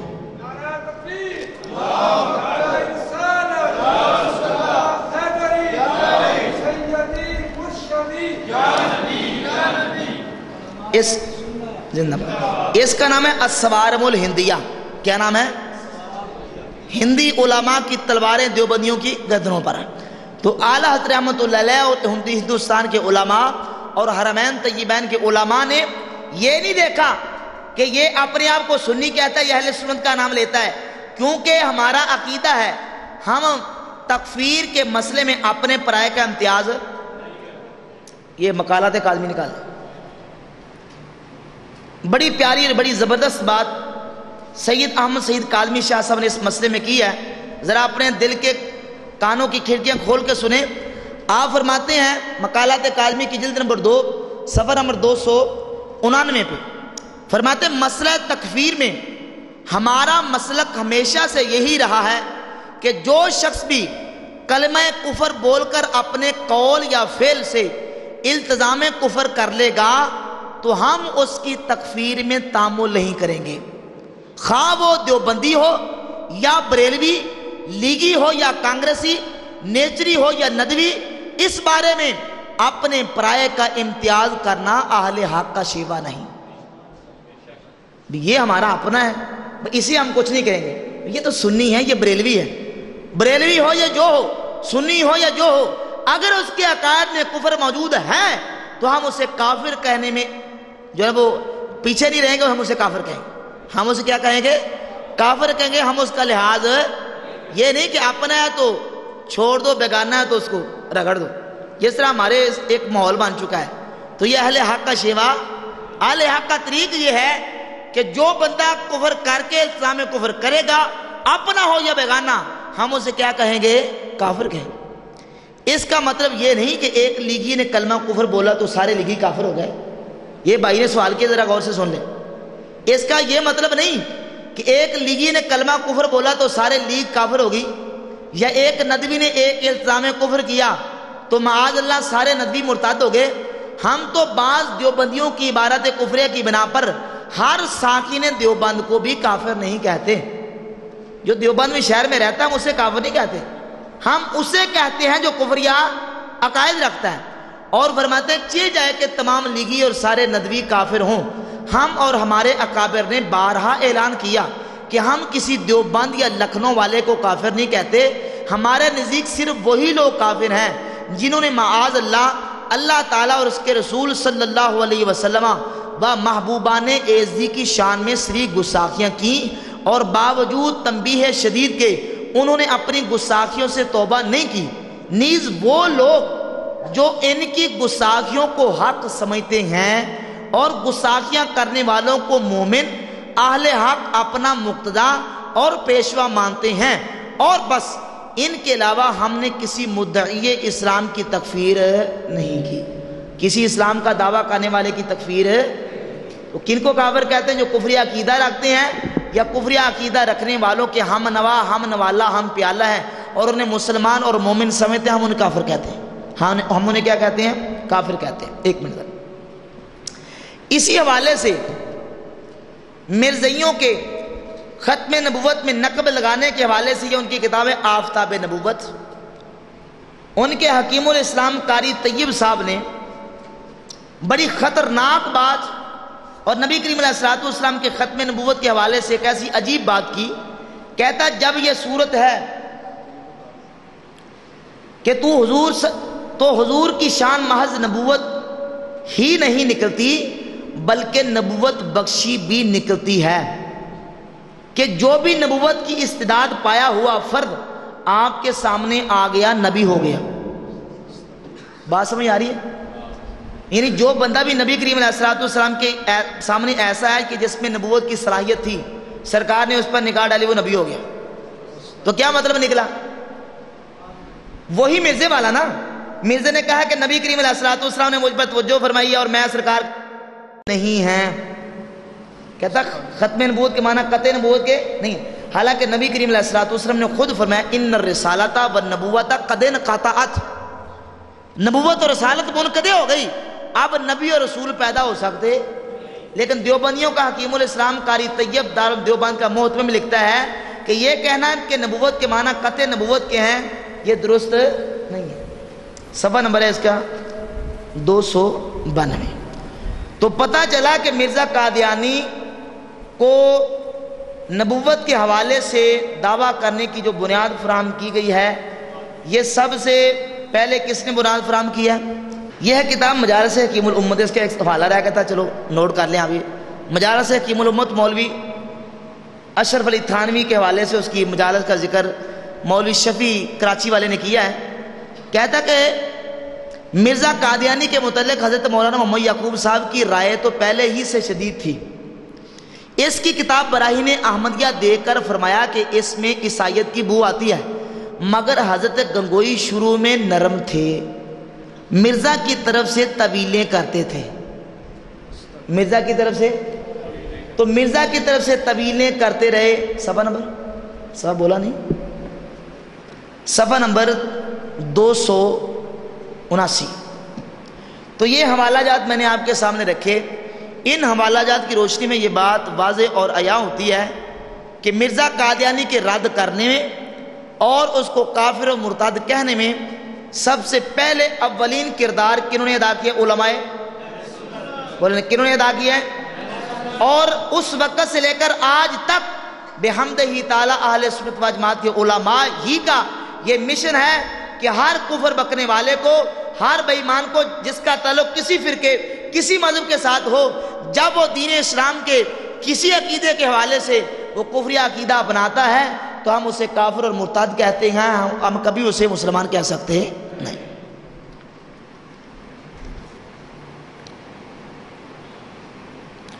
سوال یہ کسی دوست نے کیا کہ آج کل کے دیوبندی اور وہابیوں کو اپنے اکابرین کی باتوں کا علم نہیں تو لوگوں پر کیا حکم ہے؟ تو جن دیوبندیوں اور وہابیوں کو اپنے اکابرین کی کفریہ عبارات کا علم نہیں تو ہم انہیں کافر بول نہیں یار، انہیں کافر وہ ہے جس نے کفریہ عبارت لکھی یا کفر والی عبارت کو پڑھنے یا اطلاع کے بعد اس کے کفر میں تعویلیں کرے، یا اس کے قائل کو کفر جاننے کے بعد بھی مومن اور مسلمان سمجھے گا تو وہ خود کیا ہوگا؟ کافر. جسے اطلاع نہیں ہم اسے کافر نہیں سمجھتے. چونکہ علماء دیوبند نے آقا علیہ الصلوۃ والسلام کے آخری نبی ہونے کی نفی کی اور مرزا کے ساتھ دیا تو کافر ہوئے یا مرتد؟ اگر مرتد ہوئے تو ان کے پیروکار جو کہ اب بھی موجود ہیں تو ان کے لیے کیا حکم ہے؟ تو حکم میں نے بیان کر دیا ہے. دیوبندی ہو یا شیعہ ہو یا وہابی ہو یا مرزئی ہو، چاہے وہ اہل سنتی کیوں نہ ہو، اپنے آپ کو بریلوی کہنے والا کیوں نہ، میں نے پہلے وضاحت کر دی، ہم اس میں امتیاز نہیں کرتے. جو عقیدہ کفریہ رکھے گا یا کفریہ عقیدہ رکھنے والے کو اپنا امام و پیشوا جانے گا اطلاع کے باوجود، وہ کافر ہوگا. وہ کیا ہوگا؟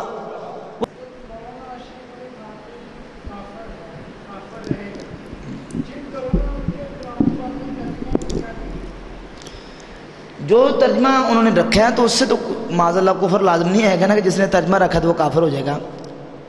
کافر تو وہ ہوگا جو مولوی اشرف علی تھانوی کی وہ کفری عبارت جو اس نے اپنی کتاب حفظ الایمان کے صفحہ 13 پہ لکھی ہے کہ سو دریافت طلب امر یہ ہے کہ اس سے بعض علوم غیبیہ مراد ہیں یا کل.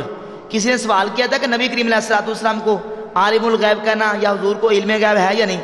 تو اس نے کہا کہ سو دریافت طلب امر یہ ہے سے بعض علوم غیبیہ مراد ہیں یا کل.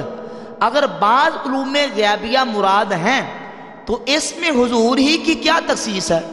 ایسا علم غیب تو ہر صبی و مجنون بلکہ جمیع حیوانات و باہم کے لیے بھی حاصل ہے. تو نبی اکرم صلی اللہ علیہ وسلم کے علم پاک کو جانوروں پاگلوں کے علم کے ساتھ تشبیہ دے کے اس نے کفر اور ارتداد کا ارتکاب کیا. اور علماء اہل سنت نے اور اعلیٰ رحمۃ اللہ نے بار بار اپنے خطوط کے ذریعے توبہ کرنے کی طرف ترغیب دلائی، لیکن مولوی اشرف علی تھانی بغیر توبہ کیے مر گیا، اسے توبہ نصیب نہیں ہوئی. تو جو اس کے کفر کو جاننے کے بعد اس کے کفر کی تائید کرے یا اسے اپنا امام و پیشوا مانے گا، وہ مرتد اور کافر ہے، چاہے کوئی ہو.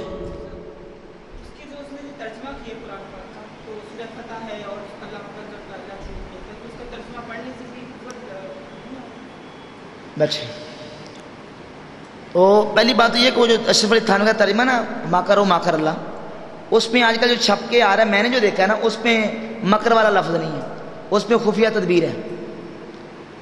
اس میں نقل انہوں نے لگا لی اعلیٰ رحمۃ اللہ علیہ کی، ہاں چوری ہو گئی ہے وہ نا، انہوں نے نقل لگا لی اور چوری کر لیا ترجمہ اعلیٰ رحمۃ اللہ علیہ کا، اس میں خفیہ تدبیر. ٹھیک ہے نا؟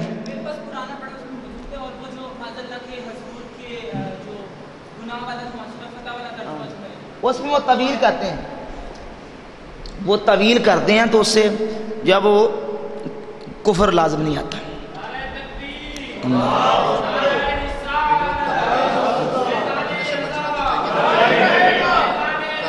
ہاں میں جاری رہے گا انشاءاللہ، جاری رہے گا. یہ رضا کا فیضان ہے جو میں نے آپ کو آج سنایا ہے. ٹھیک ہے نا؟ یہ باتیں عام طور پہ ہوتی بھی نہیں ہیں، نہ لوگ کرنے دیتے ہیں نہ لوگ سنتے ہیں. یہ تو ہمارے اللہ تعالیٰ جو ہے وہ ان پہ خصوصی مہربانی میں علامہ ذوالفقار ہاشمی صاحب دامت برکاتہم العالیہ، انہوں نے ہمیں بیان کرنے کا اور آپ کو سننے کا موقع عطا فرمایا ہے. اور یہ ماشاءاللہ رضا قادری کورس کے حوالے سے تو یہ باتیں بیان ہوگی. اور الحمدللہ آج میں نے خالصاً فکر رضا بیان کی ہے اور اعلیٰ رحمۃ اللہ کی فکر بیان کی ہے. اللہ تعالیٰ ہم سب کو اعلیٰ حضرت عظیم المرتبت رضی اللہ تعالیٰ کی فکر پر زندگی اسی پر موت عطا فرمائے. اور کسی دوست نے کوئی سوال کرنا تو پوچھ لیں ورنہ ٹائم موبائل دوں.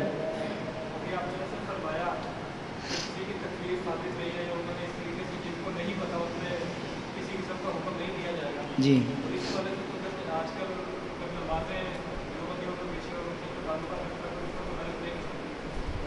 نہیں، مسئلہ یہ ہے کہ میں نے جو شرط لگائی ہے، اگر آپ سمجھتے ہیں کہ یہ بندہ بالکل اجنبی ہے اور اسے بالکل اناڑی آدمی ہے، اسے کسی قسم کا کوئی کسی مسئلے کا پتہ نہیں ہے، تو پھر حکم وہی ہوگا کہ وہ اس پہ تکفیر نہیں ہوگی، اس کی تکفیر نہیں کر سکتے. ہاں اگر آپ جانتے ہیں کہ بندہ واقعی اس درجے کا ہے کہ اسے معلومات ہیں اور اسے کتابوں کا اور کفریات کا پتہ ہے، تو پھر اس سے تعلقات درست نہیں ہے. یہ ہاں یہ بات، ہاں یہ بھی بالکل بات انہوں نے صحیح کیا ہے، تکفیر تو نہیں ہوگی، لیکن یہ بات یاد رکھے کہ اہل سنت و جماعت کے جو مخالفین ہیں، اہل سنت کے جو مخالفین ہیں، جو اہل سنت کے معمولات کو گمراہی اور بے دینی اور بدعت سے تعبیر کرتے ہیں، ان کا درجہ کم از کم گمراہی ضرور ہے. ان کا درجہ کم از کم گمراہی ہے، اور وہ حد جب وہ دلالت تک پہنچے. اور گمراہ کے بارے میں حدیث میں آتا ہے کہ لا تواکلوہم ولا تشاربوہم لا تجالسوہم ولا تناکحوہم، کہ گمراہوں کے ساتھ بیٹھ کے کھانا نہ کھاؤ، پانی نہ پیو، ان کے ساتھ ان کی مجلس اختیار نہ کرو. ان ماردو فلا تعودوہم، اگر مریض ہو جائیں عیادت کے لیے نہ جاؤ. ان ماتو فلا تشہدوہم، اگر مر جائیں ان کی نماز جنازہ نہ پڑھو. ایاکم ایاہم لا یضلونکم ولا یفتنونکم، اپنے آپ کو ان سے دور رکھو، اپنے آپ کو ان سے بچاؤ، کہیں تمہیں فتنے میں نہ ڈال دیں، کہیں تمہیں گمراہ اور بے دین نہ کر دیں. تاتوانی دور شو از یار بد، یار بد بد تر بود از مار بد. مار بد تنہا ہمیں بر جان زند و یار بد بر جان و ایمان زند. یہ ایک دوست نے کل مجھے حوالہ پوچھا تھا کہ آپ نے تقریب، جی بالکل، نماز تو ایک مسلمان صحیح عقیدہ ہو لیکن اس کے عمل میں فسق ہو تو اس کے پیچھے نماز درست نہیں، اس کے پیچھے نماز مکروہ ہے. تو جیسے کہ اس کے عقیدے میں فسق آیا ہو، اس کے پیچھے بدرجہ اولا نماز جائز نہیں. وما علینا الا البلاغ. ٹھیک ہے ہو جائے.